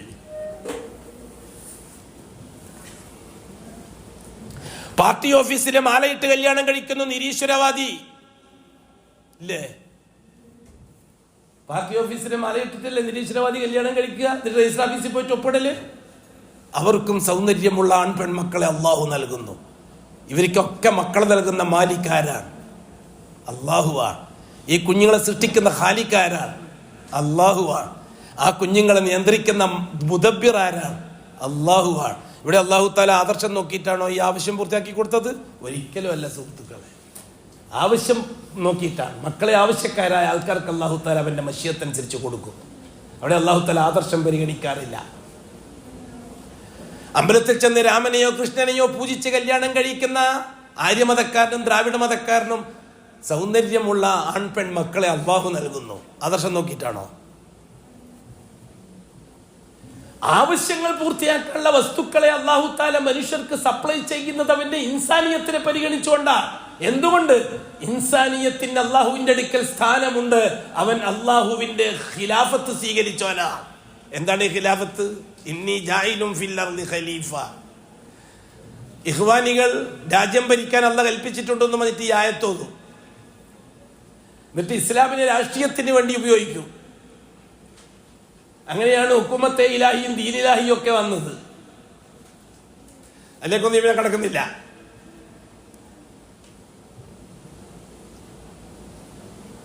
അല്ലാഹു സുബ്ഹാനഹു വ തആല ഭൂമിയിൽ ജീവിക്കുന്ന മനുഷ്യരുടെ മേൽ വളരെ കൃത്യമായ അള്ളാഹുവിന്റെ മുൻ പ്ലാൻ അനുസരിച്ച് തന്നെയാണ് മനുഷ്യൻ ഈ ഭൂമിയിലെത്തിയത്. ആകാശലോകത്ത് മലക്കുകളുടെ ഒരു മഹാസമ്മേളനം. ആ സമ്മേളനത്തിൽ വെച്ച് അല്ലാഹു സുബ്ഹാനഹു വ തആല ഒരു പ്രസ്താവന ഇറക്കി. പ്രസ്താവന എന്നൊക്കെ പറയുമ്പോൾ വളരെ സൂക്ഷിച്ചിട്ട് വേണം, മലയാളത്തിൽ അത്രേ പറയാൻ പറ്റുള്ളൂ. അള്ളാഹുവിന്റെ പ്രസ്താവനയുമായിട്ട് മാത്രം ബന്ധിപ്പിച്ചാൽ മതി. ലൈസ കമിസ്ലിഹി ഷൈ വലില്ലാഹിൽ മസലുൽ അഅ്ലാ. അള്ളാഹുമായി ബന്ധപ്പെട്ട പ്രസ്താവന എന്ന് മാത്രം മനസ്സിലാക്കിക്കൊള്ളണം. എന്നല്ലാതെ നമ്മളെ ഏതെങ്കിലും രാഷ്ട്രീയ നേതാവോ സംഘടനാ നേതാവോ പ്രസ്താവിക്കുന്ന പോലെ തോന്നിപ്പോകരുത്. അള്ളാഹുവിന് അതിലെല്ലാം വ്യത്യസ്തനായി നാം മനസ്സിലാക്കിക്കൊള്ളണം ഒറ്റ വാക്കിൽ, അല്ലെങ്കിൽ നമ്മുടെ ഈമാൻ അപകടത്തിലാകും. അല്ലാഹു സുബ്ഹാനഹു വ തആല അന്ന് മലക്കുകളോട് പറഞ്ഞു, ഭൂമിയിലേക്ക് ഞാൻ പകരക്കാരെ നിയോഗിക്കാൻ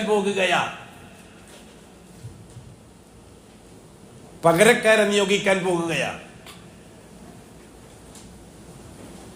മലക്കുകൾ മറുപടി പറഞ്ഞു, ഇല്ലേ, അത്തജഅലു ഫീഹാ മൻ യുഫ്സിദു ഫീഹാ വയസ്ഫികു ദിമാ. ഇവിടെ കുഴപ്പവും രക്തച്ചൊരിച്ചിലും പ്രശ്നം ഉണ്ടാക്കുന്നവരെയാണോ നീ നിയോഗിക്കാൻ പോകുന്നത്? ഫനഹ്നു നുസബ്ബിഹു ബിഹംദിക വനുഖദ്ദിസു ലക. ഞങ്ങൾ പോരെ എന്നുവെച്ചാൽ മലക്കുകൾക്ക് കൈ പറയാന്ന. അള്ളാഹു സൃഷ്ടിക്കാൻ പോകുന്ന മനുഷ്യനെ സംബന്ധിച്ച് മലക്കൾക്ക് അറിയാമെന്നാണോ അതിനെ അർത്ഥം വെക്കേണ്ടത്? അങ്ങനെയാണ് ശരിയാക്കൾ അർത്ഥം വെച്ചത്. കൂട്ടരെ മലക്കുകളെ ഉപയോഗിച്ചുകൊണ്ടാണ് ഇതിന്റെ പൂർവീകനെ നശിപ്പിച്ചത്. ജിന്നുകൾ അതിന് മുമ്പുള്ളവരായിരുന്നു എന്ന് ഖുർആൻ. തീജ്വാലകളെ കൊണ്ട് നിർമ്മിച്ച ഒരു കൂട്ടം സൃഷ്ടികൾ ഈ ഭൂമിയിൽ കഴിഞ്ഞുപോയിട്ടുണ്ട്. അവരെ മൊത്തടങ്കം നശിപ്പിച്ചിട്ടുണ്ട്. അവർ നാശകാരികളായപ്പോൾ ആ നാശത്തിന് വേണ്ടി അള്ളാഹു ഉപയോഗിച്ചത് മലക്കുകളെയാണ്. ആ അനുഭവം വെച്ചുകൊണ്ടാണ് മലക്കുകൾ പറഞ്ഞത്, ഇനിയും വേണോ കുഴപ്പക്കാര് എന്ന്. എന്താ കുഴപ്പം? നമ്മളും പലരും ചിന്തിച്ചിട്ടുണ്ടാവും, എന്തായിരിക്കും അങ്ങനെ പറഞ്ഞിട്ടുണ്ടാകുക. മലക്കൾക്ക് ഇങ്ങനെ അതിശയമായ കാര്യങ്ങൾ അറിയില്ലല്ലോ, പിന്നെ അള്ളാഹു മനുഷ്യനെ സൃഷ്ടിക്കാൻ വേണ്ടി പോകുന്നു പറഞ്ഞപ്പോ കുഴപ്പക്കാരാന്ന് ഇങ്ങനെ അവര് പറയല്. ഈ അടിസ്ഥാനത്തിലാ പറഞ്ഞത്. ജിന്നുകളെ മുഴുവനും നശിപ്പിച്ച് തിരിച്ചു പോകുന്ന സന്ദർഭത്തിൽ ബാക്കിയായ ഒരാളുണ്ട്. അയാളാണ് അസാസീൽ. ചരിത്ര സാക്ഷ്യം ശരിയാണെങ്കിൽ ആ അസാസീലാണ് പിന്നീട് ഇബ്ലീസ് ആകുന്നത്. അപ്പൊ ജിന്നുകൾ എന്ന് ഇപ്പം പറഞ്ഞത് ആരായിരിക്കും? ഇബ്ലീസിന്റെ മക്കൾ. ബനു ഇബ്ലീസ്, ബനു ആദം മനുഷ്യർ, ബനു ഇബ്ലീസ് ജിന്നുകൾ. എങ്ങനെയാണ് ജിന്നുകൾക്ക് മക്കൾ ഉണ്ടായതെന്നോ അല്ലാഹു അലം, നമുക്കറിയില്ല. ഇബ്ലീസിന്റെ ഭാര്യ ആരായിരുന്നു? അല്ലാഹു അലം, നമുക്കറിയില്ല. ഇബ്ലീസിന് എങ്ങനെയാ മക്കളുണ്ടായത്? ഭാര്യ ഗർഭം ധരിച്ചിട്ട് തന്നെയാണോ? അല്ലാഹു അലം, നമുക്കറിയില്ല. ഈ നമുക്കറിയാത്തൊരു സൃഷ്ടിനെയും പേറി നടക്കേണ്ട ഗതികേട് ലോകത്തായിരിക്കും വന്നത്. ഇതൊരു ഗതികേടല്ലെങ്കിൽ പിന്നെന്താണ് കൂട്ടരെ? ജിന്നുകളെ മാറാപ്പും പേറി നടക്കേണ്ട ഗതികേടല്ലെങ്കിൽ പിന്നെന്താണ്? ഭാഗ്യദോഷമല്ലെങ്കിൽ പിന്നെന്താണ്? അപകടത്തിന്റെ സൂചന അല്ലെങ്കിൽ പിന്നെന്താണ്? നമുക്കൊന്നും അറിയില്ല അതിനെ സംബന്ധിച്ച്. അല്ലാഹു സുബ്ഹാനഹു വ തആല പറഞ്ഞിടത്ത് നിൽക്കാനേ നമ്മളെ കൊണ്ട് പറ്റുകയുള്ളൂ. മുഹമ്മദ് റസൂലുള്ളാഹിന്റെ വഫാത്തോടു കൂടി ജിന്നിന്റെ ചർച്ച അവസാനിച്ചു. അബൂബക്കർ സിദ്ദീഖ് റളിയല്ലാഹു അൻഹു മനുഷ്യന്റെ മാത്രം ഖലീഫയാണ്, വല്ലാഹി ജിന്നിന്റെ ഖലീഫയല്ല. ആർക്കെങ്കിലും അഭിപ്രായം ഉണ്ടെങ്കിൽ പറ ജിന്നിൻ്റെയും കൂടി ഖലീഫയാണെന്ന്. ഇല്ല, അങ്ങനെ ഒരു കൂട്ടരെ പരിചയപ്പെടുത്തി കൊടുക്കാൻ പോലും റസൂലുള്ളാഹി തങ്ങൾ ചെയ്തില്ല. അബൂബക്കർ, ഞാൻ മരിച്ചതിന് ശേഷം ഇങ്ങനൊരു വിഭാഗം മലഞ്ചെരുവിൽ താമസിക്കുന്നുണ്ട് കേട്ടോ, അവരെ കാര്യം ഒന്ന് ശ്രദ്ധിച്ചേക്കണം കേട്ടോ എന്ന് അബൂബക്കർ സിദ്ദീഖിനോട് വസിയത്ത് ചെയ്തു റസൂലുള്ളാഹി തങ്ങൾ. നല്ല കഥയായിരിക്കും. എങ്കിൽ പിന്നെ ഫിത്ർ സക്കാത്തിന്റെ അരി വിതരണം ചെയ്യുമ്പോൾ മറ്റു പലതും വിതരണം ചെയ്യേണ്ടി വരും. ഇബ്ലീസ് സാധാരണ തിന്നല് തീട്ടക്കട്ടയാന്നൊക്കെ പറയുന്നത് കേട്ടിട്ടുണ്ട്. അങ്ങനെ അവർ ഭക്ഷണം റൗസ് അല്ല, അങ്ങനെ കേട്ടിട്ടില്ല? കാഷ്ടം. പിന്നെ എല്ലുകൾ റസൂലുള്ളാഹി തങ്ങൾ പറഞ്ഞു, എല്ലുകളെ കൊണ്ട് നിങ്ങൾ മൂത്രം വരാതിരിക്കുക, നിങ്ങൾ കൂട്ടുകാരെ ഭക്ഷണം സൂക്ഷിച്ചോളൂ. എന്നുവെച്ചാൽ ഫിത്ർ സക്കാത്തിന്റെ ദിവസം മസ്ജിദുൻ നബവി നിറച്ചും തീട്ടാക്കട്ടി എല്ലും കൊണ്ട് ഇറക്കേണ്ടി വരും. കാരണം അവർക്കും ഫിത്ർ സക്കാത്ത് കൊടുക്കണമല്ലോ മനുഷ്യനായ ഖലീഫ. ചെയ്യേണ്ടി വന്നോ? ആലോചിക്കേണ്ടി വന്നോ? അബൂ സിദ്ദീഖ് അല്ലാഹുവിന് 2 കൊല്ലക്കാലം ജിന്നുകളുമായി ബന്ധപ്പെട്ട വല്ല വിഷയത്തിലും ഇടപെടാൻ തയ്യാറായോ? അറിയില്ല. കാരണം അള്ളാഹു തന്നെ ഏൽപ്പിച്ചിട്ടില്ല, അള്ളാഹുവിന്റെ റസൂലും ഏൽപ്പിച്ചിട്ടില്ല. മനുഷ്യന്റെ ഉത്തരവാദിത്തം മാത്രമേ ഖലീഫമാർക്കുള്ളൂ. ഇന്നും മനുഷ്യന്റെ ഉത്തരവാദിത്തം മാത്രമേ മനുഷ്യർക്കുള്ളൂ. ഗൈബിന്റെ ലോകമാണ്. വഹിയിലൂടെ അള്ളാഹു പറഞ്ഞു, അതുകൊണ്ട് നാം മനസ്സിലാക്കുന്നു. അതിൽ കവിഞ്ഞ വേറെ ഒന്നുമല്ല ജിന്ന്. അള്ളാഹു എന്താണോ പറഞ്ഞത് അവിടെ നിൽക്കുക, അള്ളാഹുവിന്റെ റസൂൽ എന്താണോ പറഞ്ഞത് അവിടെ നിൽക്കുക. അതിനുശേഷം കൈകാര്യം ചെയ്യല് അത് അബൂബക്കർ സിദ്ദീഖ് മുതൽ ഇങ്ങോട്ട് ആരെങ്കിലും കാണിച്ചു തന്നിട്ടുണ്ടെങ്കിൽ പറ്റുമായിരുന്നു. ഇല്ലെങ്കിൽ ഒരു മാറാപ്പ് പേറൽ മാത്രമാണ്, നാശത്തിന്റെ വഴിയാണ്. ശ്രദ്ധിച്ചിട്ടില്ലെങ്കിൽ വരാനിരിക്കുന്നത് അപകടത്തിന്റെ സൂചനകളാണ്. അള്ളാഹുവിന്റെ ആധിപത്യത്തെ സംബന്ധിച്ച് ചർച്ച ചെയ്യുന്നവർ പോലും അള്ളാഹുവിനോടൊപ്പം ജിന്നിന്റെ ലോകത്തെ പറ്റി ചർച്ച ചെയ്യേണ്ടി വരിക എന്നത് ഭാഗ്യക്കേടാണ്. അള്ളാഹുവിന്റെ തൗഹീദും അള്ളാഹുവുമായി ബന്ധപ്പെട്ട വിശ്വാസത്തിലുള്ള ശിർക്കും ചർച്ച ചെയ്യുന്നിടത്ത് ശിർക്കും വസീലത്തു ശിർക്ക് എന്ന പേരും പറഞ്ഞ് ജിന്ന് സമൂഹത്തിന്റെ മാറാപ്പ് പേരേണ്ടി വന്നത് നാട്ടിലെ സലഫി ലോകത്തിന് വന്ന നാശമാണ്. തിരുത്തിയിട്ടില്ലെങ്കിൽ വല്ലാഹി വരാനിരിക്കുന്നത് അതിഗംഭീരമായ അപകടമാണ്. ഇന്നും ഇന്നലെയും നടന്നതായിരിക്കൂലേ ഇനി അങ്ങോട്ട് നടക്കാൻ പോകുന്നത്. വളരെ കാര്യം ശ്രദ്ധിച്ചിട്ടില്ലെങ്കിൽ അല്ലാഹു സുബ്ഹാനഹു വ തആല ആ സന്ദർഭത്തിൽ പറഞ്ഞൊരു വാക്കുണ്ട്, ഞാൻ ആ നശിപ്പിച്ചു പോയവർക്ക് പകരക്കാരായിട്ട് കൊണ്ടുവരുന്ന ഒരു സമൂഹത്തെ, ആ പകരക്കാരാണ് മനുഷ്യർ. അവിടെയാണ് ഈ ഖലീഫ എന്ന വാക്ക് ഉപയോഗിച്ചത്. അങ്ങനെയല്ലേ മുഫസ്സിറുകൾ നമുക്ക് വിശദീകരിച്ചു തന്നത്. അപ്പം ഖിലാഫത്തോട് ഉദ്ദേശിക്കുന്ന അത് നാട് ഭരിക്കലാണെന്നും പറഞ്ഞിട്ടല്ലേ ആയത്ത് ഓതിട്ട് ഇപ്പം രാഷ്ട്രീയം ഉണ്ടാക്കാൻ മെനക്കിടുന്നത്. ശറഈയ വിഷയത്തിന് രാഷ്ട്രീയക്കാരെ ഏൽപ്പിക്കലാന്നല്ലേ പറഞ്ഞിട്ട്. അല്ലാഹു സുബ്ഹാനഹു വ തആല അതിനുശേഷം വളരെ കൃത്യമായി സംഭവിച്ചൊരു രീതിയില്ലേ, ആദം ഹവ്വ ദമ്പതിമാരിൽ ആദം അലൈഹിസ്സലാത്തു വസ്സലാം ആകുന്ന ആദ്യത്തെ മനുഷ്യരെ വെച്ചുകൊണ്ട് 2ാം സമ്മേളനം നടത്തിയില്ലേ മലക്കുകളുടെ. ആ സമ്മേളനത്തിൽ വെച്ച് അർവാഹുകളുടെ സമ്മേളനം നടത്തിയില്ലേ. ആ സമ്മേളനത്തിൽ വെച്ചല്ലേ റുബൂബിയത്തിലുള്ള ഷഹാദത്ത് ചർച്ച ചെയ്തത് അല്ലാഹു തആല അല്ലേ. മനുഷ്യൻ എന്ന സൃഷ്ടിയുടെ അസ്തിത്വവുമായി റുബൂബിയത്തിന് ബന്ധമുണ്ടാകുന്നത് ആ ഷഹാദത്തിലൂടെയാണ്. ആദം അലൈഹിസ്സലാത്തു വസ്സലാം പറയുമ്പോൾ വിശദീകരിച്ച് പറഞ്ഞിട്ടില്ലെങ്കിൽ അത് ശരിയായി വരൂല. അതുകൊണ്ടാണ് ഞാൻ ഇങ്ങനെ കുടുങ്ങി പറയുന്നത്. ആദം അലൈഹിസ്സലാത്തു വസ്സലാം അടക്കം ഖിയാമത്ത് നാൾ വരെ നിർമ്മിക്കാൻ പോകുന്ന മനുഷ്യ സമൂഹത്തിന്റെ അർവാഹുകളെ മുഴുവനും അഡ്വാൻസായി നിർമ്മിച്ച അല്ലാഹു തആല ഒരു മേഖലയിൽ നിർത്തിയിരിക്കുകയല്ലേ. അള്ളാഹുവിന്റെ സ്വന്തം ഉത്തരവാദിത്തത്തിൽ എന്റെ റബ്ബിന്റെ ഫുൾ ഉത്തരവാദിത്തത്തിൽ കൈകാര്യം ചെയ്യപ്പെടുന്ന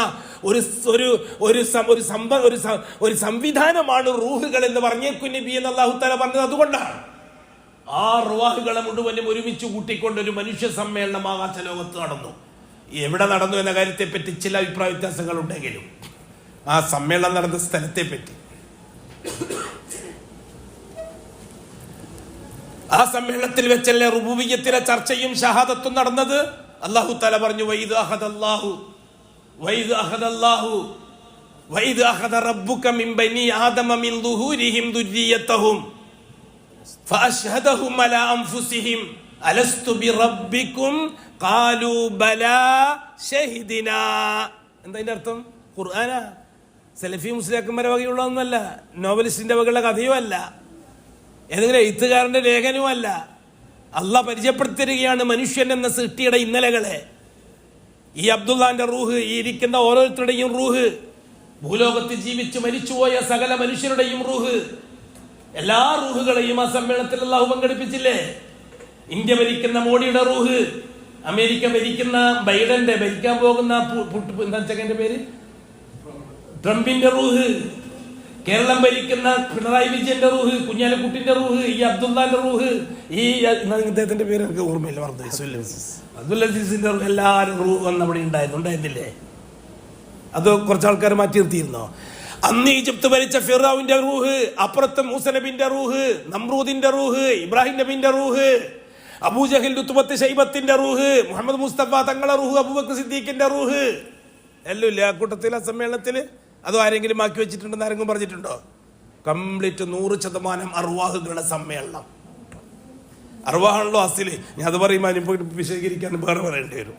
ഒരു മനുഷ്യൻ എന്ന് പറഞ്ഞാൽ 4 സംവിധാനങ്ങളാണ്: റൂഹ്, ശരീരം, ജീവൻ, പിന്നെ കൽബ്, ഹൃദയം.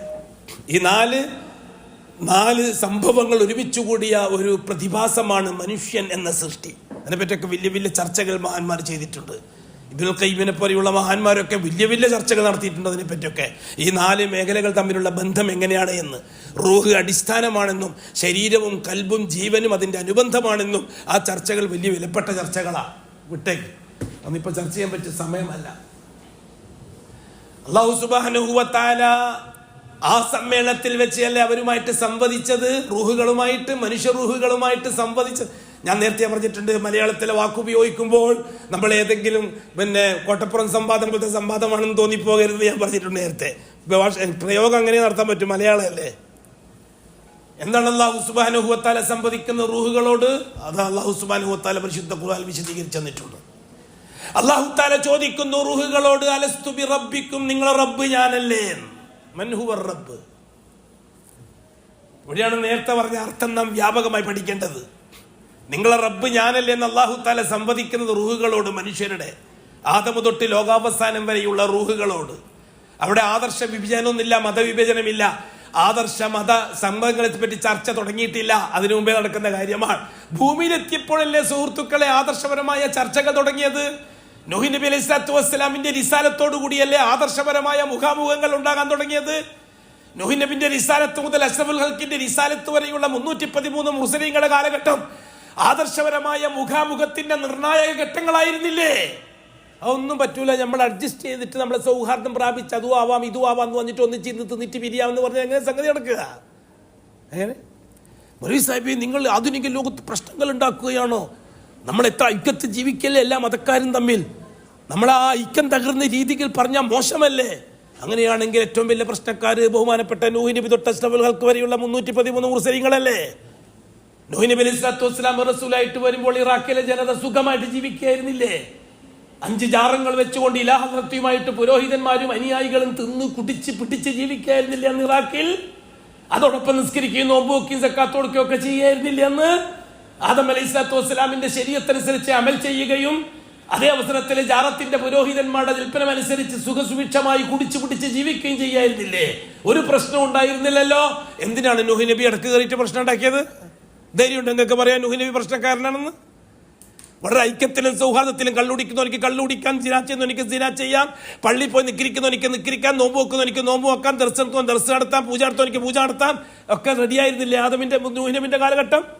ആ കാലഘട്ടത്തിൽ ഇറാഖിലെ ജനങ്ങൾ അങ്ങനെ വേറെ മതങ്ങളുണ്ടോ? വേറെ മതം പരിചയമുണ്ടോ അവർക്ക്? വേറെ വിശ്വാസം പരിചയമുണ്ടോ അവർക്ക്? അല്ലാഹു അല്ലാത്ത ദേവീ ദേവന്മാരെ പരിചയമുണ്ടോ അന്നത്തെ ഇറാഖിലെ ജനങ്ങൾക്ക്? അല്ലാഹു അല്ലാത്ത മതങ്ങൾ തുടങ്ങിയോ? അന്ന് ഇസ്ലാമും മുസ്ലിമും അല്ലാത്ത ലോകത്ത് വേറെ ആരെങ്കിലും ഉണ്ടായിരുന്നോ? ഉണ്ടെങ്കിൽ പറ കൂട്ടരെ. കുറെ കാലമായല്ലോ നാം ഇത് ചോദിക്കാൻ തുടങ്ങിയിട്ട്. ബഹുമാനപ്പെട്ട നൂഹ് നബി അലൈഹി സ്വലാത്തു വസ്സലാം പ്രബോധനവുമായിട്ട് വന്നത് ഏത് മതക്കാരിലേക്കാണ്? വല്ലാഹി മുസ്ലിമീങ്ങളിലേക്കാണ്. ആദം അലൈഹി സ്വലാത്തു വസ്സലാമിന്റെ 11ാമത്തെ പേരക്കുട്ടികളാകുന്ന മുസ്ലിമീങ്ങളിലേക്ക്.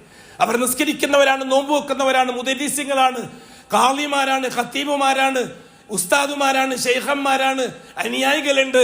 അവർ കൃത്യമായി തഹജ്ജുദ് നിസ്കരിക്കുന്നവരാണ്, ദിക്ർ തസ്ബീഹാത്തുകൾ നടത്തുന്നവരാണ്. ഒപ്പം 5 ഔലിയാക്കളെ ജാറത്തിൽ പോയിട്ട് ഇലാഹ നടത്തിയും പറയുന്നവരാണ്. പിന്നെ എന്തിനാണ് നൂഹ് നബി വന്നിട്ട് പ്രശ്നം ഉണ്ടാക്കിയത്? അഡ്ജസ്റ്റ് ചെയ്തിട്ട് അങ്ങ് പോയ പോരായിരുന്നോ? ബഹുമാനപ്പെട്ട നൂഹ് നബി എന്ന് കൂട്ടാക്കിയില്ല. നൂഹ് നബി അലൈഹി സ്വലാത്തു വസ്സലാം പറഞ്ഞു, ഈ ജാറത്തിൽ പോക്ക് ഒരു കാരണവശാലും ശരിയാവുകയില്ല. മലക്കും മിൻ ഇലാഹിൻ. ഞാൻ ചോദിക്കുന്നത് നിങ്ങളോട്, നിങ്ങൾ ഈ കൂട്ടത്തിൽ നിങ്ങൾ സൗദി അറേബ്യ ജീവിക്കുന്നവരാണ്, മദീനത്ത് ജീവിക്കുന്നവരാണ്. സൂറത്തു നൂഹിന്റെ ആദ്യത്തെ ആയത്തിന്റെ അർത്ഥം എന്താണ്? ഇന്നാ അർസൽനാ നൂഹൻ ഇലാ ഖൗമി.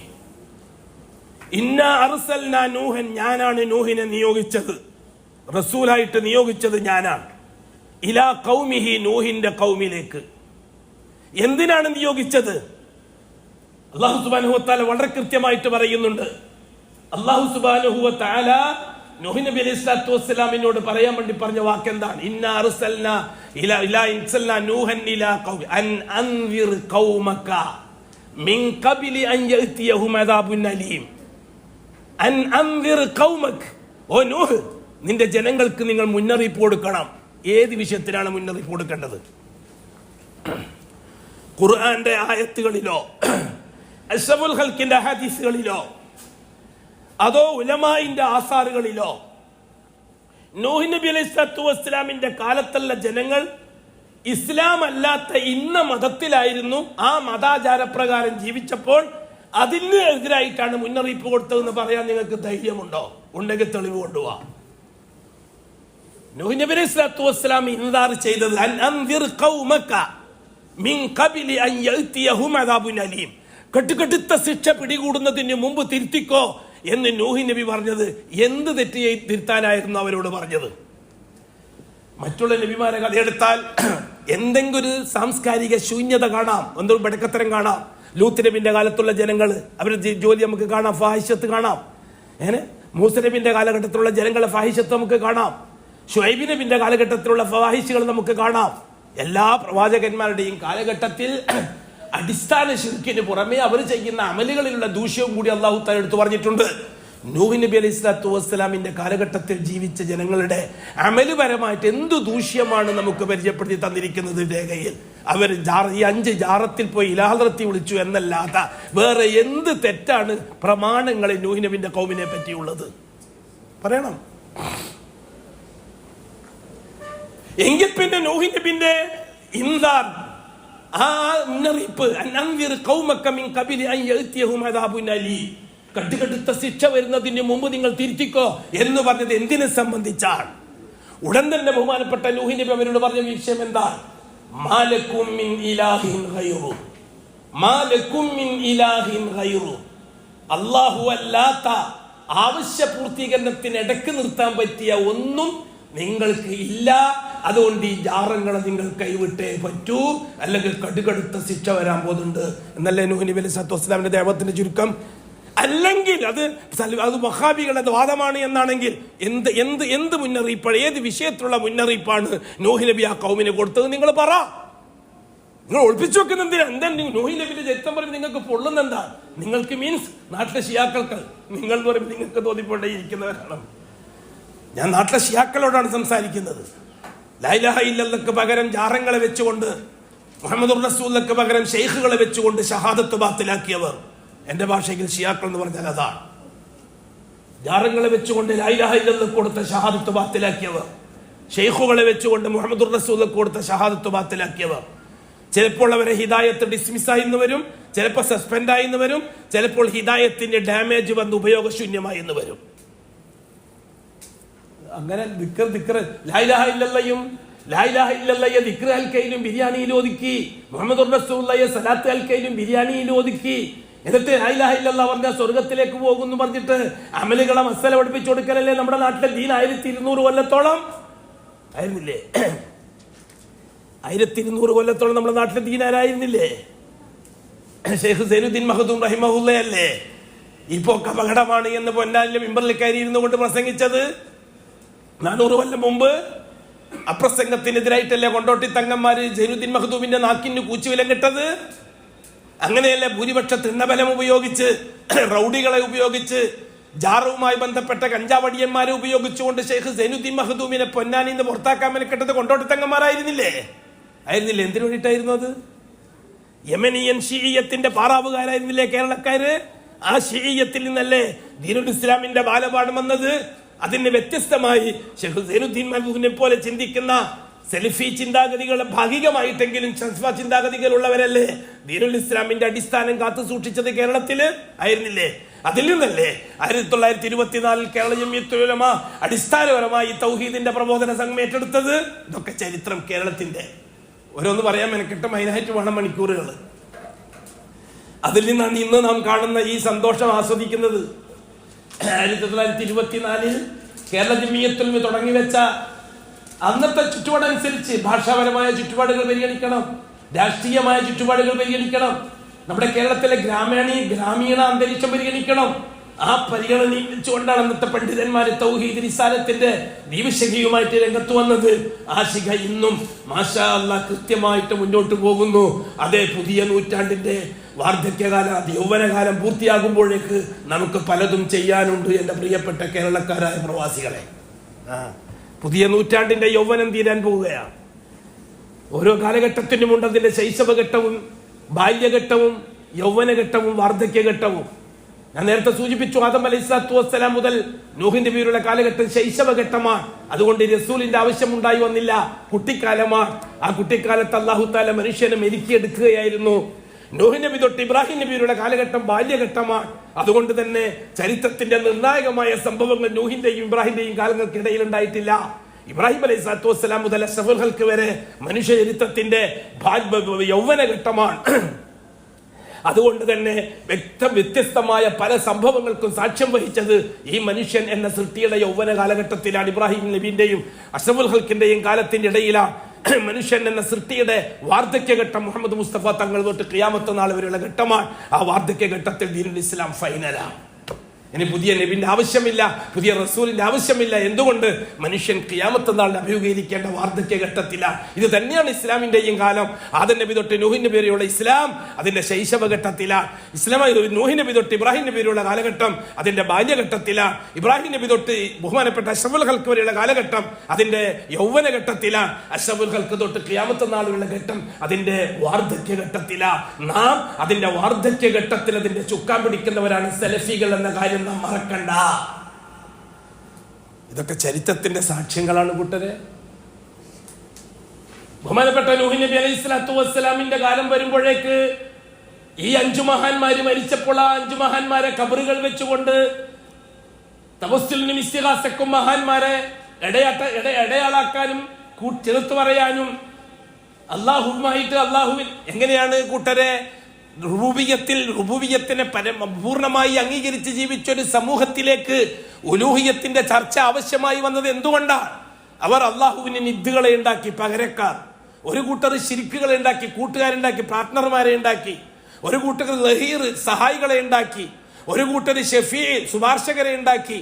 ഒരു കൂട്ടർ വസീൽ ഇടയാളുകളെ ഉണ്ടാക്കി.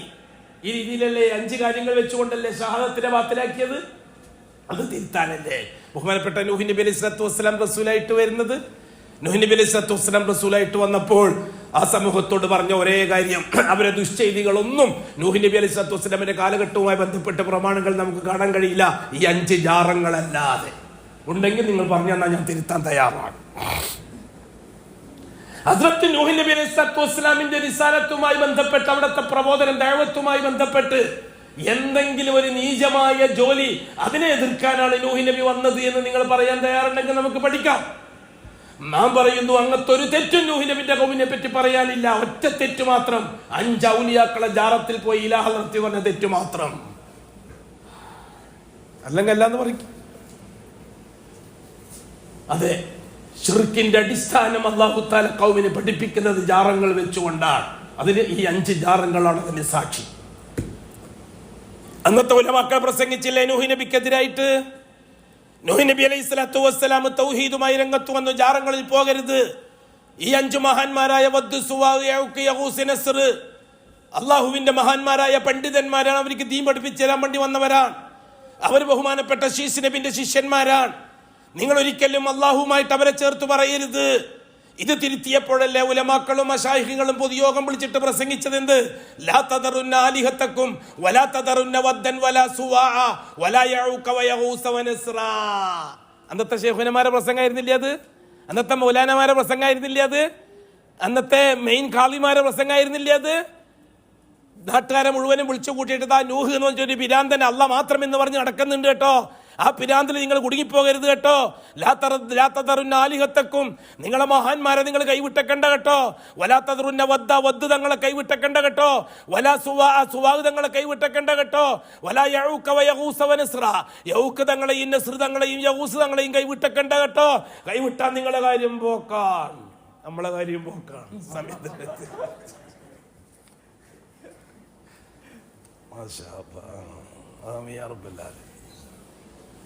ഇല്ലേ, അതല്ലേ നൂഹ് നബി അലൈഹി സ്വലാത്തു വസ്സലാം പറഞ്ഞ വാക്ക്. അതിനെതിരായിട്ട് അവരുടെ ഇന്നും നടക്കുന്നത് തന്നെയല്ലേ. ഈ ബാല്യഘട്ടത്തിൽ നിന്ന് വാർദ്ധക്യഘട്ടമായ അഷ്റഫുൽ ഹൽക്കിന്റെ കാലത്തേക്ക് വന്നു. അഷ്റഫുൽ ഹൽക്ക് അഭിമുഖീകരിക്കേണ്ടി വന്നത് ആരെയാണ് കൂട്ടരെ? ആരെയാണ് അഷ്റഫുൽ ഹൽക്ക് അഭിമുഖീകരിക്കേണ്ടി വന്നത്? ഇവിടുത്തെ ഹിന്ദു മതക്കാരും ക്രിസ്തു മതക്കാരും ജൂത മതക്കാരും പോലുള്ള മതക്കാരെയാണോ? അതോ ഇവിടുത്തെ പാരമ്പര്യ ഷിയാക്കളായ മുസ്ലിമീങ്ങളെയാണോ? പാരമ്പര്യക്കാരായ മുസ്ലിമീങ്ങളല്ലേ അള്ളാഹുവിന്റെ റസൂൽ അഭിമുഖീകരിക്കേണ്ടി വന്നത് അന്ന്? ആയിരുന്നില്ലേ? എത്ര തെളിവിന്റെ സാക്ഷ്യങ്ങൾ നമ്മുടെ മുമ്പിലുണ്ട്. ഹദ്റത്ത് ഇബ്രാഹിം അലൈഹി സ്വലാത്തു വസ്സലാമിന് ശേഷം 4000 കൊല്ലം തൗഹീദ് മാത്രമല്ലേ കഅബാലയത്തിന്റെ മുറ്റത്ത് നടന്നിട്ടുള്ളൂ. 5ാമത്തെ ഉപ്പാപ്പയായ ഖുസൈന്റെ കാലഘട്ടത്തിലല്ലേ ജാറം കടന്നു വരാൻ തുടങ്ങിയത്. സിറിയയിൽ കച്ചവടത്തിന് പോയ സന്ദർഭത്തിൽ അവിടെ കണ്ട ഒരു ജാറത്തിന്റെ രൂപമായിട്ട് ഖുസൈയല്ലേ വന്നത്. അന്ന് അറബികൾ 2 ഗ്രൂപ്പായില്ലേ മക്കത്ത്. ആ 2 ഗ്രൂപ്പിൽ ഒരു ഗ്രൂപ്പ് തൗഹീദിൽ നിലനിന്നില്ലേ. നമുക്കിത് ശീലമില്ല. നമ്മുടെ ഉപ്പുപ്പ ഇബ്രാഹിം പഠിപ്പിച്ചത് ഇതല്ല. അള്ളാഹുവിനോടൊപ്പം വേറെ ആളെ കൂട്ടേണ്ട ആവശ്യമില്ല. ഇത് അള്ളാഹുവിന്റെ ഭവനമാണ് കഅബാലയം. ഈ കഅബാലയത്തിലേക്ക് വേറെ ഒന്ന് കൊണ്ടുവരേണ്ട ഗ്രൂപ്പ് ഉണ്ടായില്ലേ. അന്ന് ഖുസൈ അവരെ സമാധാനിപ്പിച്ചത് എങ്ങനെയാണ്? ഇന്നത്തെ ഷീഈ നേതൃത്വവും രാഷ്ട്രീയ നേതൃത്വവും പറയുന്ന വാക്ക് ഉപയോഗിച്ചിട്ട് എന്താ പറഞ്ഞത്? ഖുസൈ, നമ്മളൊക്കെ സിറിയയിലേക്കും യമനിലേക്കും കച്ചവടത്തിന് പോകുന്നവരാ. നമ്മളിതിനെ സ്വീകരിച്ചാൽ നമ്മുടെ കച്ചവടത്തിന് ലാഭം കിട്ടും. നമ്മൾ സ്വീകരിക്കും അവര്. നമ്മളിതിനെ തള്ളിക്കഴിഞ്ഞാൽ നമുക്ക് കച്ചവടത്തിന് ബുദ്ധിമുട്ടാണ്. കാരണം കച്ചവടം ചെയ്ത് ജീവിക്കുന്നവരാണ് മക്കക്കാര്, കൃഷി ചെയ്തിട്ട് ജീവിക്കുന്നവരാണ് മദീനക്കാര്. അവരുടെ കച്ചവടത്തിന് നാട്ടിലേക്ക് ആ നാട്ടിലെ വിശ്വാസാചാരങ്ങളും കൂടി നമ്മൾ സ്വീകരിച്ചാൽ നമ്മുടെ കച്ചവടത്തിന് മാർക്കറ്റ് കൂടുമെന്ന് പറഞ്ഞിട്ടില്ലേ ഖുസൈ എന്ന് പറഞ്ഞ അഷ്റഫുൽ 5ാമത്തെ ഉപ്പാപ്പ ഈ ജാറത്തിന്റെ രൂപത്തിന്റെ കഅബാലയത്തിന്റെ മുറ്റത്ത് സ്ഥാനം കൊടുത്തത്. അതിൽ നിന്നല്ലേ 300 ചില്ലാനം ജാറങ്ങൾ പിന്നീട് ഉണ്ടായത്. 500 കൊല്ലത്തെ പാരമ്പര്യമല്ലേ ഉള്ളൂ ജാറങ്ങൾക്ക്, കഅബാലയത്തിന് ചുറ്റുമുള്ള ജാറങ്ങൾക്ക്. അതിനു മുമ്പ് തൗഹീദായിരുന്നില്ലേ? ഇബ്രാഹിമിന്റെ തൗഹീദ്, ഇസ്മായിൽ നബി അലൈഹി. അല്ലെങ്കിൽ അംർ ബിൻ ലുഹൈ അൽ ഖുസായിയെ പറ്റി അല്ലാഹു റസൂൽ പറഞ്ഞത് എന്താണ്? ഇന്നഹു കാന അവ്വല മൻ തഗയ്യറ ദീന ഇസ്മായിൽ. അല്ലേ, ഖുസൈന്റെ കാലത്തിന് ശേഷമല്ലേ അംർ ബിൻ ലുഹൈ ഈ ജാറുമായിട്ട് വന്നത്. ആ ജാറത്തെ പറ്റി പറഞ്ഞപ്പോഴല്ലേ റസൂലുള്ളാഹി തങ്ങൾ പറഞ്ഞത് അവന്റെ അംർ ബിൻ ലുഹൈന്റെ ശരീരം വയറ് പൊന്തി നരകത്തിന്റെ ആ വയറും വലിച്ചിട്ട് നടക്കുന്നത് ഞാൻ കണ്ടു. അയാളാണ് ഇസ്മായിലി ദീനിനെ ആദ്യമായിട്ട് മാറ്റം വരുത്തിയത് എന്ന് പറയുന്നത് റസൂലുള്ളാഹി തങ്ങൾ. അതുവരെ ഇസ്മായിലി ദീൻ ഉണ്ടായിരുന്നല്ലേ അതിന്റെ അർത്ഥം? റസൂലുള്ളാഹിക്ക് ഇസ്മായിലി ദീനിനെ മാറ്റം വരുത്തിയെന്ന് പറഞ്ഞാൽ ഇസ്മായിൽ നബിന്റെ വേറെ ഏതോ മതത്തെ മാറ്റം വരുത്തിയതാണോ അർത്ഥം വെക്കേണ്ടത്? അള്ളാഹുവിന്റെ ദീൻ, ഇസ്മായിലി ദീൻ, അള്ളാഹു ഇബ്രാഹിം നബി പഠിപ്പിച്ച ദീൻ, ഇസ്മായിൽ നബി പഠിപ്പിച്ച ദീൻ ആ 4000 കൊല്ലത്തോളം നിലവിലുണ്ടായിരുന്നു കഅബാലയത്തിന്റെ മുറ്റത്ത്. അംർ ബിൻ ലുഹൈ ഖുസായി ഗോത്രത്തിൽപ്പെട്ട ആളാണ്. ഖുസൈന്റെ ഭരണകാലത്താണ് അംർ ബിൻ ലുഹൈ ജാറുമായിട്ട് വന്നത്. അവരെ നശിപ്പിക്കാൻ വേണ്ടി അല്ലാഹു റസൂൽ ദുആ ചെയ്തത് ആ ദീനുൽ ഇസ്ലാമിലേക്ക് ജാറം കടത്തിക്കൊണ്ടുവന്നതിന്റെ പേരിലല്ലേ. എങ്കിൽ പിന്നെ മക്കയിലെ മുശ്രിക്കീങ്ങൾ ആരെന്നാ നമ്മൾ പറയേണ്ടത്? പാരമ്പര്യക്കാരാണ്. ചരിത്രം മുഴുവനും പരിശോധിക്കും. അബൂ താലിബിന്റെ ചരിത്രം പരിശോധിക്കും. ഹംസ റളിയല്ലാഹുവിന്റെ ചരിത്രം പരിശോധിക്കും. ഉമർ റളിയല്ലാഹുവിന്റെ ചരിത്രം പരിശോധിക്കും. ഹംസ റളിയല്ലാഹു തആല അൻഹു ഇസ്ലാമിലേക്ക് വന്നു എന്ന് പറയുന്നു. ഏത് മതത്തിൽ നിന്ന്? മറുപടി പറയണം. ഉമർ റളിയല്ലാഹു അൻഹു ഇസ്ലാമിലേക്ക് വന്നു. ഏത് മതത്തിൽ നിന്ന്? ഹിന്ദു മതത്തിൽ നിന്നോ? ആര്യമതത്തിൽ നിന്നോ? ദ്രാവിഡ മതത്തിൽ നിന്നോ? ക്രിസ്തു മതത്തിൽ നിന്നോ? ജൂത മതത്തിൽ നിന്നോ? മജൂസി മതത്തിൽ നിന്നോ? എല്ലാരും പറയും ഹംസ ഇസ്ലാമിലേക്ക് വന്നു, ഹംസ ഇസ്ലാമിലേക്ക് വന്നു. എവിടുന്ന് വന്നു? അതെന്താരും പറയാത്ത? ഉമർ ഇസ്ലാമിലേക്ക് വന്നു. ഏത് മതത്തിൽ നിന്ന്? മതം മാറി എന്ന് പറഞ്ഞാൽ മാറിയ മതം ഉണ്ടാവില്ല കൂട്ടരെ. ഏതായിരുന്നു ഹംസ റളിയല്ലാഹു തആല അൻഹുവിന്റെ ദീൻ? നേരത്തെയുള്ള ദീൻ നമുക്ക് ചരിത്രം പരിശോധിക്കാമല്ല. അതും കൂടി പറഞ്ഞ് ഞാൻ നിർത്തിയേക്കാം ഇൻഷാ അല്ലാഹ്. ഹംസ റളിയല്ലാഹു തആല അൻഹു അഷ്റഫുൽ ഹഖിനോട് താല്പര്യമുള്ള ആളാണ്. ഹംസ റളിയല്ലാഹു തആല അഷ്റഫുൽ ഹഖിന്റെ പിതൃവ്യനാണ്, കൊച്ചാപ്പയുമാണ്, ജ്യേഷ്ഠാനുജന്മാരുമാണ്. അബ്ദുൽ മുത്തലിബിന്റെ ലാസ്റ്റ് വിവാഹത്തിൽ ജനിച്ചതാണ് ഹംസ. ആ സമയത്താണ് അബ്ദുല്ലാന്റെ ഭാര്യ ആമിന പ്രസവിക്കുന്നത്. അതുകൊണ്ടാണ് അബ്ദുല്ലയും ഹംസയും ഒരു ഉമ്മാന്റെ പാല് കുടിച്ച സഹോദരങ്ങളാണെന്ന് പറയുന്നത്. സംഭവിക്കാം. പെട്ടെന്ന് നമുക്ക് കേൾക്കുമ്പോ അളയപ്പ എങ്ങനെ സഹോദരനാകുക എന്നൊക്കെ ചിന്തിച്ചിട്ട് കുൽമാല വേണ്ട. കാലഘട്ടത്തിന്റെ ചരിത്രം പരിശോധിച്ചാൽ മനസ്സിലാകുന്ന വിഷയമുള്ളൂ. അത്ര സ്നേഹമാണ് അവര് തമ്മിൽ. അഷ്റഫുൽ ഹഖിന്റെ ദഅവത്ത് കിട്ടി, നുവത്ത് കിട്ടി, റിസാലത്ത് കിട്ടി. സഫാ മലയിൽ എല്ലാരെയും വിളിച്ചുകൂട്ടി. എല്ലാവരോടും പറഞ്ഞു, നിങ്ങൾ ഈ കാണുന്ന ജാറ സിദ്ധാന്തം ശരിയല്ല.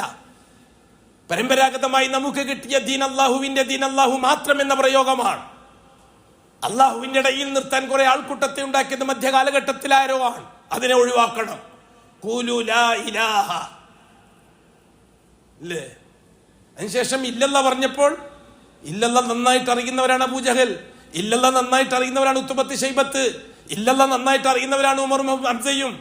എല്ലാവർക്കും ഇല്ലല്ല അറിയാം, പക്ഷെ ഈ ലാ ഇലാഹ അത് പരിചയമില്ലാത്ത കാരണം എന്താണ്? പൂർവികന്മാരായ ശൈഖുനമാര് ജാറത്തെ ആ രീതിയിൽ തലയിൽ പിടിപ്പിച്ചിട്ടുണ്ട് ഖുറൈശികളുടെ. അതുകൊണ്ടാണ് ലാ ഇലാഹ പറയും പ്രശ്നങ്ങൾ ഉണ്ടായത്. ലാ ഇലാഹ ഐ ലാ മഅബൂദ്, അള്ളാഹുവിനോടൊപ്പം ചേർക്കാൻ വേറെ ഒന്നും പറ്റൂല, എത്രയും പെട്ടെന്ന് ഒഴിവാക്കണം. ആ സ്ഥാനത്ത് ഇല്ലല്ലാഹ്, അവിടെ അല്ലേ നഫി ഇസ്ബാത്തും വരുന്നത്. നഫി യാഥാർത്ഥ്യമാകാതെ ഇസ്ബാത്തിന് എന്ത് അർത്ഥമാണുള്ളത്? സൂഫി തരീക്കത്തുകാർ പറയുന്ന ഇസ്ബാത്ത് മാത്രം മതി. ഇല്ലല്ലാ ഇല്ലല്ലാ. ഡൽഹിയിൽ പണ്ട് പോയപ്പോ ഒരാള് രാത്രി 2 മണിക്ക് വന്നിട്ട് ദിക്ർ ചെല്ലുന്നു, ഇല്ലല്ലാ ഇല്ലല്ലാ ഇല്ലല്ലാ. അങ്ങനെ ദിക്റുണ്ടാ? സൂഫി ദിക്ർ എങ്ങനെയാണ്? സൂഫികൾ ലാ ഇലാഹ അറിയില്ല, സൂഫികൾ അപകടകാരികളാണ്. അവർ ലാ ഇലാഹ സമ്മതിക്കൂല, ഇല്ലല്ലാ മാത്രമേ അവർ സമ്മതിച്ചു തരുള്ളൂ. അതുകൊണ്ടാണ് റുബൂബിയത്ത് മാത്രം ചർച്ച ചെയ്യുന്നവരായി മാറിയത് സൂഫി തരീക്കത്തുകാര്. അവർ ലാ ഇലാഹ പറയില്ല, ഉലൂഹിയത്ത് പറയില്ല. അതിൽപ്പെട്ടാണ് തബ്ലീഗുകാർക്ക് ലാ ഇലാഹ അലർജിയാണ്. ഇല്ലല്ലാ പറയാൻ ഇഷ്ടം പോലെ സമയങ്ങളുണ്ട്, അവർ ഇഷ്ടം പോലെ പറയും ഇല്ലല്ലാ. അള്ളാന്റെ റുബൂബിയത്ത് പറയാൻ തബ്ലീഗുകാരെ പോലെ മുജാഹിദുകൾക്ക് കഴിയുന്ന എനിക്ക് തോന്നുന്നില്ല, അത്ര നന്നായിട്ട് റുബൂബിയത്ത് പറയും. പക്ഷെ ലാ ഇലാഹന്റെ അടുത്ത് എത്തുമ്പോൾ അത് ഇപ്പം പറയണ്ടെന്നും പറയും. കാരണം അങ്ങനെ പറഞ്ഞാൽ പ്രശ്നം ഉണ്ടായാൽ നമുക്ക് പ്രവർത്തിക്കാൻ കഴിയില്ല. അത് ദൈവത്തിന്റെ ന്യായമാണോ? ബഹുമാനമുള്ള സുഹൃത്തുക്കളെ, ഹംസ റളിയല്ലാഹു തആല നായാട്ടിന് വന്ന ആളാണ്. അമ്പും വില്ലുമായിട്ട് കാട്ടിൽ ചെന്ന് നായാട്ടിന് പോയിട്ട് സന്തോഷമായിട്ട് 1-2 ആഴ്ച കഴിഞ്ഞിട്ടാ തിരിച്ചു വരിക. ഈ 1-2 കഴിഞ്ഞിട്ട് തിരിച്ചു വരുന്ന സന്ദർഭത്തിൽ ആദ്യം കഅബാലയത്തിൽ പോയിട്ട് തവാഫ് ചെയ്യും, എന്നിട്ടേ അവരൊക്കെ പോവുള്ളൂ. അത് ഖുറൈശികളുടെ സ്വഭാവമാണ്. അള്ളാഹുവിന്റെ ഭവനം തവാഫ് ചെയ്തിട്ടേ അവർ വീട്ടിലേക്ക് തിരിച്ചു പോവുള്ളൂ. കച്ചവടത്തിന് പോയി വന്നാലും അങ്ങനെ തന്നെ. ഹംസ റളിയല്ലാഹു അൻഹു തവാഫിന് വേണ്ടിയിട്ട് ഇറങ്ങി കഅബാലയത്തിന്റെ അടുത്തേക്ക് പോകുമ്പോൾ ഒരു പെണ്ണുങ്ങൾ വിളിച്ചിട്ട് പറഞ്ഞു, ഹംസ അറിയോ വിഷയം? അബൂ ഉമാറ വിഷയം അറിയോ? എന്താണ്? നിങ്ങളുടെ സഹോദരൻ മുഹമ്മദിനെ അംർ ബിൻ ഹിശാം പറയാൻ ബാക്കി ഇനി വാക്കില്ല, ചീത്ത തോന്നിയ മാസത്തിന് ചീന്ന വാസില്ല. അത്രമാത്രം അപകടമായി. കല്ലുകൾ പെറുക്കി എറിഞ്ഞു. മുഹമ്മദിന്റെ ശരീരത്തിൽ കല്ലുകൾ കൊണ്ട് പരിക്കുകൾ വന്നു. ഇതൊന്നും ഹംസ അറിയില്ലേ? അബൂ ഉമാറ അറിയില്ലേ? ഇല്ല, ഞാനില്ല. എന്താ സംഭവിച്ചത്? ഇങ്ങനെ സംഭവിച്ചു. ആരും അത് തടഞ്ഞില്ലേ? ഇല്ല, ആരും തടഞ്ഞില്ല. ബനു ഹാശിം ആരും ആ സമയത്ത് ഉണ്ടായില്ലേ? ഇല്ല, ആരും ഉണ്ടായില്ല. ഞാൻ എനിക്ക് കാണിച്ചു കൊടുത്തേക്കാന്ന് പറഞ്ഞിട്ട് നേരെ പോയത് ക്ലബിലേക്കാണ്, നെതുവയിലേക്ക്, അബൂജഹലും ഖുറൈശികളുള്ള ക്ലബിലേക്ക്. ക്ലബിൽ പോയ സമയത്ത് അബൂജഹലും പാർട്ടിയും ചിരിച്ച് പൊളിച്ച് കുടിച്ച് മതിച്ചങ്ങൾ അട്ടഹസിച്ചിരിക്കുക. ഹംസ കയറി ചെന്ന് ആമലാഴിയിൽ നിന്നൊരു അമ്പെടുത്തു, അബൂജഹലിന്റെ തലക്ക് 2 കൊടുത്തു. അബൂജഹലിന്റെ തല പൊട്ടി കീറി ചോര വന്നു. മഖ്സൂമി ഗോത്രക്കാര്, അബൂലഹബിന്റെ കുടുംബം ഒന്നടങ്കം എഴുന്നേറ്റു ഹംസാനെ അടിക്കാൻ. അബൂജഹൽ പറഞ്ഞു, അബൂജഹൽ പറഞ്ഞു, വേണ്ട, തൊടണ്ട, ഞാൻ അത്രമാത്രം ചീത്ത പറഞ്ഞിട്ടുണ്ട് മുഹമ്മദിനെ, അത് ഹംസ അബൂ ഉമാറ സഹിക്കൂല, അതുകൊണ്ട് വിട്ടേക്ക്, അല്ലെങ്കിൽ പ്രശ്നം അവിടെ അവസാനിക്കൂലായിരുന്നു. വിട്ടതുകൊണ്ട് വിട്ട്. ഈ സന്ദർഭത്തിൽ അബൂജഹലോട് ഹംസ റളിയല്ലാഹു തആല അൻഹു പറഞ്ഞു, വല്ലാഹി ഞാൻ മുഹമ്മദിന്റെ ദീനിലാണ്, നീക്ക് നിന്റെ സൗകര്യം പോലെ വാ, എനിക്ക് ഞാൻ പറഞ്ഞു തരാമെന്ന്. കുടുംബപരമായ പ്രശ്നമാണത്. ബനു ഹാശിമാണ് ആര്? ഹംസ. ബനു മഖ്സൂമാണ് അബൂജഹൽ. തിരിച്ചുപോയി, സമാധാനമായി തിരിച്ചുപോയി വീട്ടിലെത്തി. ഹംസക്ക് ഉറക്ക് വരുന്നില്ല. ഹംസ ഇതാണ് ഉറക്ക് വരുന്നില്ല. എന്താ ഉറക്ക് വരാതിരിക്കാൻ കാരണം? പൂർവികന്മാരായ ശൈഖുനമാരും മൗലാനമാരും പറഞ്ഞതിനെതിരിൽ മുഹമ്മദ് അള്ളാഹ് മാത്രം മതി, അള്ളാഹിന്റെ ഒന്നിച്ച ഔലിയാക്കൾ വേണ്ടെന്നാ പറയണത്. ഞാനും അതാണ് എന്ന് പറഞ്ഞു പോയല്ലോ, അബദ്ധം വിളഞ്ഞു. ഇവിടെ എന്താണ് പ്രശ്നം? ഇവിടെ പ്രശ്നം അള്ളാഹു അല്ലാത്ത ജാറങ്ങൾ സമീപിക്കുക എന്നത് മഹാന്മാരായ ഉലമാക്കളിൽ നിന്ന് കേട്ട് പഠിച്ചവരാണ് ഖുറൈശികളിൽ ഭൂരിപക്ഷവും. ആ വിശ്വാസം അനുസരിച്ചാണ് അവർ മുഹമ്മദ് നബിയെ എതിർക്കുന്നത്. അള്ളാഹുവിന് അത്രമാത്രം വിശ്വാസമുള്ളവരാണ് ഖുറൈശികൾ. ഔലിയാക്കളെ വിട്ടാൽ അള്ളാഹ് വെറുത്ത് കളയുമോ എന്നാണ് ഹംസാന്റെ പേടി, ഉമറിന്റെ പേടി. ചരിത്രം വളരെ നന്നായിട്ട് എൻ്റെ ഉള്ളിലേക്ക് കടന്ന് എന്നാ മനസ്സിലാകുന്ന വിഷയം അതാണ്. അള്ളാഹ് മാത്രം ഉള്ളതെന്ന് പറഞ്ഞത് കൊണ്ടല്ല ഹംസക്ക് ദേഷ്യം പിടിക്കുന്നത്, ഹംസ അംഗീകരിക്കാതെ ഉമർ അംഗീകരിക്കാതിരുന്നത്. മറിച്ച് അബൂ താലിബിനെ പോലെയുള്ള ശേഖന്മാര് അള്ളാഹു അല്ലാത്ത മഹാന്മാരുടെ പോരിശകളെ പറ്റി പറഞ്ഞ് ഫലിപ്പിച്ചിട്ടുണ്ട്. അപ്പൊ ആ പോരിശ മഹാന്മാരെ വിട്ടുകളഞ്ഞാൽ അള്ളാഹ് വെറുത്ത് കളയുമോ? നാട്ടിൽ നിന്ന് ആരെങ്കിലും വെറുത്ത് കളയുന്നല്ല, അള്ളാഹ് വെറുക്കുമോ എന്ന് പേടിച്ചിട്ടായിരുന്നു അവർ ലാ ഇലാഹ ഇല്ലല്ലാഹയെ എതിർത്തത്. ഈ സന്ദർഭത്തിലാണ് ഹംസ മുഹമ്മദിന്റെ ദീനിലാണ് ഞാൻ എന്ന് പറഞ്ഞതിനെ പറ്റി പെരക്കെന്നിട്ട് ചിന്തിച്ചത്. ഞാൻ ഔലിയാക്കൾ വേണ്ട എന്നാണല്ലോ ഞാൻ പറഞ്ഞത്, മുഹമ്മദിന്റെ ദീൻ അതാണല്ലോ ഇടക്കാരും വേണ്ട എന്ന്. അള്ളാഹ് എന്നെ വെറുക്കുമോ? അല്ല എന്നെ വെറുത്ത് കളയുമോ? ഉപ്പപ്പന്മാർ പറയുന്നത് പോലെ അല്ല എന്നെ വെറുത്ത് കളയുമോ? അല്ല എന്നെ കൈവിട്ട് കളയുമോ? മുഹമ്മദ് പറയും പോലെ അള്ളാഹിനെ ഒന്നിച്ച് വേറെ ആരും വേണ്ടാന്ന് പറഞ്ഞാൽ ഔലിയാക്കന്മാർക്ക് എന്നോട് വെറുപ്പ് വന്നു പോകുമോ? ഇന്നത്തെ ഭാഷയിൽ പറഞ്ഞാൽ മോദിച്ചക്കങ്ങൾക്ക് എന്നോട് വെറുപ്പ് വരുമോ? CM മടവൂരിന് എന്നോട് വെറുപ്പ് വരുമോ?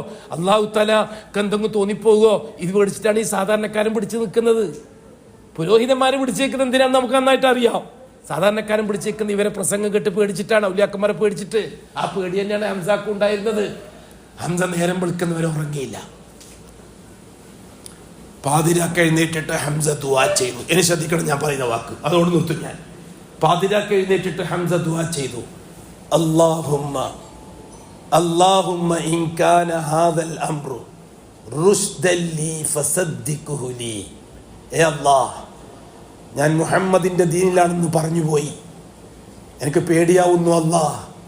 ഞാൻ ആ പറഞ്ഞ വാക്ക് യാഥാർത്ഥ്യമാണ് എങ്കിൽ, ഈ മുഹമ്മദ് പറയുന്നത് യാഥാർത്ഥ്യമാണ്, അള്ളാഹുവേ നീയല്ലാത്ത വേറൊരാളും ഇടയ്ക്ക് വേണ്ട എന്നതാണ് യാഥാർത്ഥ്യമെങ്കിൽ അതെനിക്ക് തസ്ദീഖ് ചെയ്ത് താ അല്ലാഹ്, എനിക്ക് മനസ്സിലാക്കി താ അല്ലാഹ്.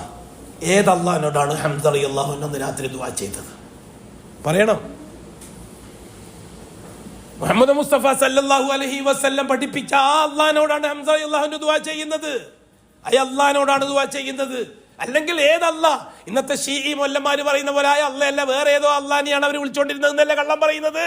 പാവപ്പെട്ട സാധാരണക്കാരന്റെ വിശ്വാസത്തെ ചൂഷണം ചെയ്ത് കാശുണ്ടാക്കാൻ ദുർമൂർത്തികളായി വന്ന പുരോഹിത വർഗം കള്ളത്തരം പറയുകയല്ലേ? ഖുറൈശികൾ വിളിച്ച അല്ല വേറെയാണ് എന്ന് മുഹമ്മദ് ആദം നബി മുതൽ ഇങ്ങോട്ടുള്ള മുഴുവൻ നബിമാരും വിളിച്ച അള്ളാഹിനെ തന്നെയല്ലേ ഖുറൈശികൾ വിളിച്ചോണ്ടിരുന്നത്? അവർ ഉപ്പുപ്പയായ ഇസ്മായിൽ നബിയും അവർ വെല്ലുപ്പയായ ഇബ്രാഹിം നബിയും പഠിപ്പിച്ച അതേ അള്ളാഹിനെയല്ലേ ഖുറൈശി സമൂഹം വിളിച്ചോണ്ടിരുന്നത്? പിന്നെ എന്തിനാണ് ഖുറൈശികൾ നബി തങ്ങൾക്കെതിരായത്? ഔലിയാക്കൾ തള്ളുന്നു എന്ന് ഉസ്താദുമാര് പറഞ്ഞതിന്റെ പേരിൽ, അള്ളാഹുവിനെ അംഗീകരിക്കണം എന്ന് പറഞ്ഞതിന്റെ പേരിൽ എല്ലാവരും തള്ളിയത്. ഔലിയാക്കളെ തള്ളുന്നു, ലാ ഇലാഹ പറയുന്നു. ലാ ഇലാഹന്റെ അർത്ഥം അറിയാത്തതുകൊണ്ട് എല്ലാവരും പറയാതിരുന്നത് നന്നായിട്ടറിയാം. ലാ ഇലാഹ എന്ന് പറഞ്ഞാൽ ഔലിയാക്കളെ തള്ളലാണ്. ഔലിയാക്കളില്ല, ഇടയാളുകളില്ല, മഅബൂദുകളില്ല, അതേപോലെ ഒന്നുമില്ല, അള്ളാഹ്ക്ക് പകരം അള്ളാഹ് മാത്രം എന്ന് പറയാനാണ് ആ കലിമ പഠിപ്പിച്ചത്. അതുകൊണ്ടാണ് അവർക്ക് ധൈര്യമില്ലാതെ പോയത്. ധൈര്യമില്ലാത്തതുകൊണ്ടാണ് ലാ ഇലാഹ പറയാതിരുന്നത്. ഈ പുരോഹിതന്മാർ പറയും പോലെ ലാ ഇലാഹന്റെ അർത്ഥം അറിഞ്ഞു അറിയാത്തതുകൊണ്ടൊന്നല്ല, നന്നായിട്ട് അവർക്കറിയാം അതിന്റെ അർത്ഥം. ആ ഇലാഹ് കൊണ്ട് ഉദ്ദേശിക്കുന്ന ജാറങ്ങളെ തങ്ങന്മാര് തന്നെയാണ്. അത് പറ്റൂല എന്നാണ് മുഹമ്മദ് പറയുന്നത്. അത് മനസ്സിലാക്കിക്കൊണ്ടാണ് ലാ ഇലാഹ അവർ പറയാതിരുന്നത്. ഇല്ലല്ല പറയാൻ അവർ തയ്യാറുമാണ്. ഹംസ റളിയല്ലാഹു അൻഹു രാവിലെ എഴുന്നേറ്റിട്ട് ഹംസാക്ക് തോന്നി മുഹമ്മദിനെ ഒന്ന് പോയിട്ട് കാണാം. നല്ല കൂട്ടുകാരാണ് അവർ. ഒരു ശത്രുതയില്ല, എതിർപ്പില്ല, ബഹളില്ല, ഒന്നുമില്ല. മുഹമ്മദ് മുസ്തഫ തങ്ങൾ ആര് ചീത്ത പറഞ്ഞാലും അവർക്ക് രണ്ട് കൊടുക്കും. ജാട്ട്പോട്ടിന്റെ ആളാണ് ഹംസ. എല്ലാവർക്കും ചരിത്രം അറിയുന്ന കാര്യമാണ്. മുഹമ്മദ് വിശ്വസിച്ചിട്ടില്ലെങ്കിലും ഹംസ മുഹമ്മദിനെതിരായിട്ട് ആരും സംസാരിക്കാൻ അനുവദിക്കൂല. അപ്പം കൊടുക്കും അടി. 1 പറഞ്ഞ് 2 പറഞ്ഞ് അടിന്റെ ആളാണ് ഹംസ റളിയല്ലാഹു അൻഹു. രാവിലെ പോയി എവിടത്തേക്കാ പോയെ? സലഫി സെന്ററിലേക്ക്. ഏതാ സലഫി സെന്റർ? ഇതെല്ലാം തിരിഞ്ഞു വരുന്നേ ഉള്ളൂ. ദാറുൽ അർക്കം. സുന്നി സെന്ററോ? സുന്നി സെന്ററോ? പറ കൂട്ടരെ. ദാറുൽ നദുവ അതാണ് അന്നത്തെ സുന്നി സെന്റർ. ദാറുൽ അർക്കമാണ് അന്നത്തെ സലഫി സെന്റർ. മനസ്സിലായല്ലോ? ഇപ്പം എനിക്കിപ്പോൾ എളുപ്പമുണ്ട്. ദാറുൽ നദുവയിൽ നടക്കുന്ന യോഗങ്ങളും ദാറുൽ അർക്കമിൽ നടക്കുന്ന യോഗങ്ങളൊക്കെ എങ്ങനെയായിരുന്നു എന്ന് ഈ കാലഘട്ടമായിട്ട് ബന്ധപ്പെടുത്തി ചരിത്രം പഠിച്ചാൽ എളുപ്പത്തിൽ സമൂഹത്തിന് മനസ്സിലാവും. അതിന് കൂടുതൽ വേലൊന്നും വേണ്ടി വരില്ലേ? ഇനി ഹംസ റളിയല്ലാഹു അൻഹു നേരെ പോയത് പിന്നെ സുന്നി സെന്ററിലേക്കല്ല. സുന്നി സെന്ററിൽ പോയ അബൂ താലിബ് വയലു പറയാൻ ഷെയ്ഖുന് അവിടെ ഇരിപ്പുണ്ട്. വയലു പറഞ്ഞു കൊടുക്കും. അബൂ താലിബാണ് അവരെ ഷെയ്ഖ്. അവരെ ഷെയ്ഖുന് അവരെ ചീഫ് കാദി അബൂ താലിബാണ്. അബൂ താലിബാണ് ഈ വയലെല്ലാം പറഞ്ഞു കൊടുക്കല്. ഇപ്പുറത്ത് റസൂലുള്ളാഹി സ്വല്ലല്ലാഹു അലൈഹി വസല്ലം തങ്ങളാണ് സുന്നി സലഫി സെന്ററിലുള്ളത്. ഹംസ നേരെ കയറിപ്പോയി അവിടെ പോയി ഇരുന്നു. മുഹമ്മദ് വല്ലാത്ത പ്രശ്നം. മുഹമ്മദ് മനസ്സിനെ വല്ലാതെ അലട്ടുന്നു. ഇന്നലെ ഒരു സംഭവം ഉണ്ടായി. ഞാൻ 2 കൊടുത്തു അബൂജഹലിന്. ഞാൻ ഇങ്ങനൊരു വാക്ക് പറഞ്ഞു. ഞാൻ അസ്വസ്ഥനാണ് മുഹമ്മദ്. ഞാൻ എന്താ ചെയ്യേണ്ടത്? ഈ പറ. ഞാൻ എൻ്റെ അള്ളാഹിനോട് ഇങ്ങനെ ദുആ ചെയ്തിട്ടാണ് വന്നത്. അപ്പം എന്താ ഹംസയുടെ ചുമലിൽ തട്ടിയിട്ട് പറഞ്ഞത്? ഹംസക്ക് ഇനിയും മനസ്സിലായിട്ടില്ലേ കാര്യം? അള്ളാഹുവിനെ അംഗീകരിക്കാൻ സമയമായില്ലേ? എത്രയും പെട്ടെന്ന് അംഗീകരിക്കും. അത് മാത്രമാണ് രക്ഷ. ഞാൻ എന്താ ചെയ്യേണ്ടത്? കൈകൊണ്ട ബയ്യത്ത് ചെയ്യും. അശ്ഹദു അല്ലാ ഇലാഹ ഇല്ലല്ലാഹ് വഅശ്ഹദു അന്ന മുഹമ്മദർ റസൂലുള്ളാഹ്. ഹംസ റളിയല്ലാഹു അൻഹു ഏത് മതത്തിനാണ് ഇസ്ലാമിലേക്ക് വന്നത്? പറ. അള്ളാഹുവിനോടൊപ്പം ഔലിയാക്കളും ആവാമെന്ന മതത്തിൽ നിന്ന് അള്ളാഹു മാത്രമേ ആവാവൂ എന്ന മതത്തിലേക്കാണ് ഹംസ റളിയല്ലാഹു അൻഹു വന്നത്. എന്നല്ലാതെ അള്ളാഹു ഇല്ല എന്ന് പറയുന്ന മതത്തിൽ നിന്ന് അള്ളാഹു ഉണ്ട് എന്ന് പറഞ്ഞ മതത്തിലേക്കല്ല ഹംസ റളിയല്ലാഹു അൻഹു വന്നത്. ഇതേ പോസ്റ്ററല്ലേ ഉമർ ഖത്താബിന്റെ പോസ്റ്റും? ഉമർ റളിയല്ലാഹുവിന്റെ ചരിത്രം ഇതേപോലത്തെ ചരിത്രം തന്നെയല്ലേ? ഇവരൊക്കെ അള്ളാഹുവിനെ മനസ്സിലാക്കിയവരായിരുന്നില്ലേ? അതെ, ബഹുമാനപ്പെട്ട ആദം അലൈഹി സ്വലാത്തു വസ്സലാമിന് ശേഷം നൂഹ് നബി വരെയുള്ള കാലഘട്ടത്തിന്റെ ശൈശവഘട്ടം, മുഹമ്മദ് റസൂലുള്ളാഹി തങ്ങളുടെ കാലഘട്ടത്തിലെ വാർദ്ധക്യഘട്ടവുമായി അല്ലാഹു തആല ചരിത്ര ബന്ധം നടത്തുകയും ആ ബന്ധത്തിന്റെ തുടർച്ച എന്ന നിലക്ക് നമ്മുടെ കാലഘട്ടത്തിൽ സലഫിയത്തിന്റെ രാജപാതയുമായി നാം ഒരുങ്ങിയിരിക്കുകയാണ്. അതാണ് രാജപാതയുടെ പ്രത്യേകത. മാഷാ അല്ലാഹ്, രാജപാതയുടെ സാരഥികൾ തെരഞ്ഞെടുക്കപ്പെട്ടിരിക്കുകയാണ്. പുതിയ 5 കൊല്ലത്തേക്കുള്ള രാജപാത. എനിക്കറിയാം പലർക്കും സഹിക്കൂല ഞാൻ ഈ വാക്ക് പറഞ്ഞാലെന്ന്. എന്നാൽ എന്തൊക്കെയുള്ള എന്നെ സംബന്ധിച്ചത് രാജപാത തന്നെയാണ്. കാരണം എന്റെ ഈ അവസ്ഥയിലാക്കിയത് ഈ രാജപാതയാണ്. ഈ രാജപാതയിലെ മരിച്ചുപോയ ചില മഹത്തുക്കൾ, AP അബ്ദുൽ ഖാദർ മൗലവിയെ പോലെയുള്ള മഹത്തുക്കൾ, ഒരു വ്യക്തിപരമായിട്ടുള്ള ചർച്ച മാത്രമാണിത്. സാമൂഹ്യമായി ഞാൻ ആരെയും മെമ്പർഷിപ്പെടുത്തവരല്ല, ആരുടെയും സംഘടനയിൽ ചേർന്നവരുമല്ല ഞാൻ, ആരുടെയും പിന്നാലെ പോയവരുമല്ല ഞാൻ. പക്ഷെ എനിക്ക് KNM രാജപാതയായത് എന്തുകൊണ്ടാണെന്നറിയുമോ? ഒരു നിർണായക ഘട്ടത്തിൽ അള്ളാഹുവിന്റെ പവിത്രമായ തൗഹീദും അഷ്റഫുൽ ഹഖിന്റെ റിസാലത്തും അതിന്റെ അർത്ഥത്തോടെ, അതിന്റെ ആവേശത്തോടെ സമൂഹത്തോട് പറയാൻ സകല സൗകര്യങ്ങളും സകലതിനെയും മറന്ന് ഞാൻ ഒരു വ്യക്തി ചെയ്തു തന്ന ഈ രാജപാത എന്നെ സംബന്ധിച്ചോളം രാജപാത തന്നെയാണ്. ആ രാജപാതയുടെ പുതിയ സാരഥികളെയും പ്രതീക്ഷിച്ചിരിക്കുകയായിരുന്നു മദീന മുനവ്വറയിൽ. ആ പ്രതീക്ഷ അൽഹംദുലില്ലാഹ്, സന്തോഷത്തിന്റെ വക നൽകുന്ന പ്രതീക്ഷ. രാജപാതയിലെ പുതിയ സാരഥികൾ മൈതാനത്തിറങ്ങിയിരിക്കുകയാണ്. അല്ലാഹ്, എല്ലാ അവസ്ഥയിലും നീ അവരെ സഹായിക്കുകയും ലക്ഷ്യത്തിലെത്താൻ അവരോടൊപ്പം നീ ഉണ്ടാവുകയും ചെയ്യണേ അല്ലാഹുവേ. ഇതാണ് നമ്മുടെ ദുആ. അഖൂലു ഖൗലി ഹാദാ والله أعلم وأستغفر الله العظيم سبحانك اللهم وبحمدك أشهد أن لا إله إلا أنت أستغفرك وأتوب إليك سبحان ربك رب العزة عما يصفون وسلام على المرسلين والحمد لله رب العالمين السلام عليكم ورحمة الله. شكرا جزاكم الله خيرا. രക്ഷകൻ അല്ലാഹു മാത്രമെന്ന വിഷയത്തിൽ ഹൃദയ സഞ്ചാരം നടത്തിയ ബഹുമാനനായ പണ്ഡിതൻ ജുവലി അബ്ദുള്ള മൗലവിക്ക് കൃതജ്ഞത രേഖപ്പെടുത്തുന്നു. പ്രിയപ്പെട്ടവരുടെ സൂചിപ്പിച്ച പോലെ ഷെയ്ഖ് മുഹമ്മദ് ബിൻ അബ്ദുൽ വഹാബ് റഹിമഹുള്ളയുടെ പ്രസിദ്ധ ഗ്രന്ഥമായ കിതാബ് തൗഹീദിന്റെ പഠന പ്രചാരണ ക്യാമ്പയിൻ ഉദ്ഘാടന ചടങ്ങ് ഈ വേദിയിൽ നടക്കുകയാണ്.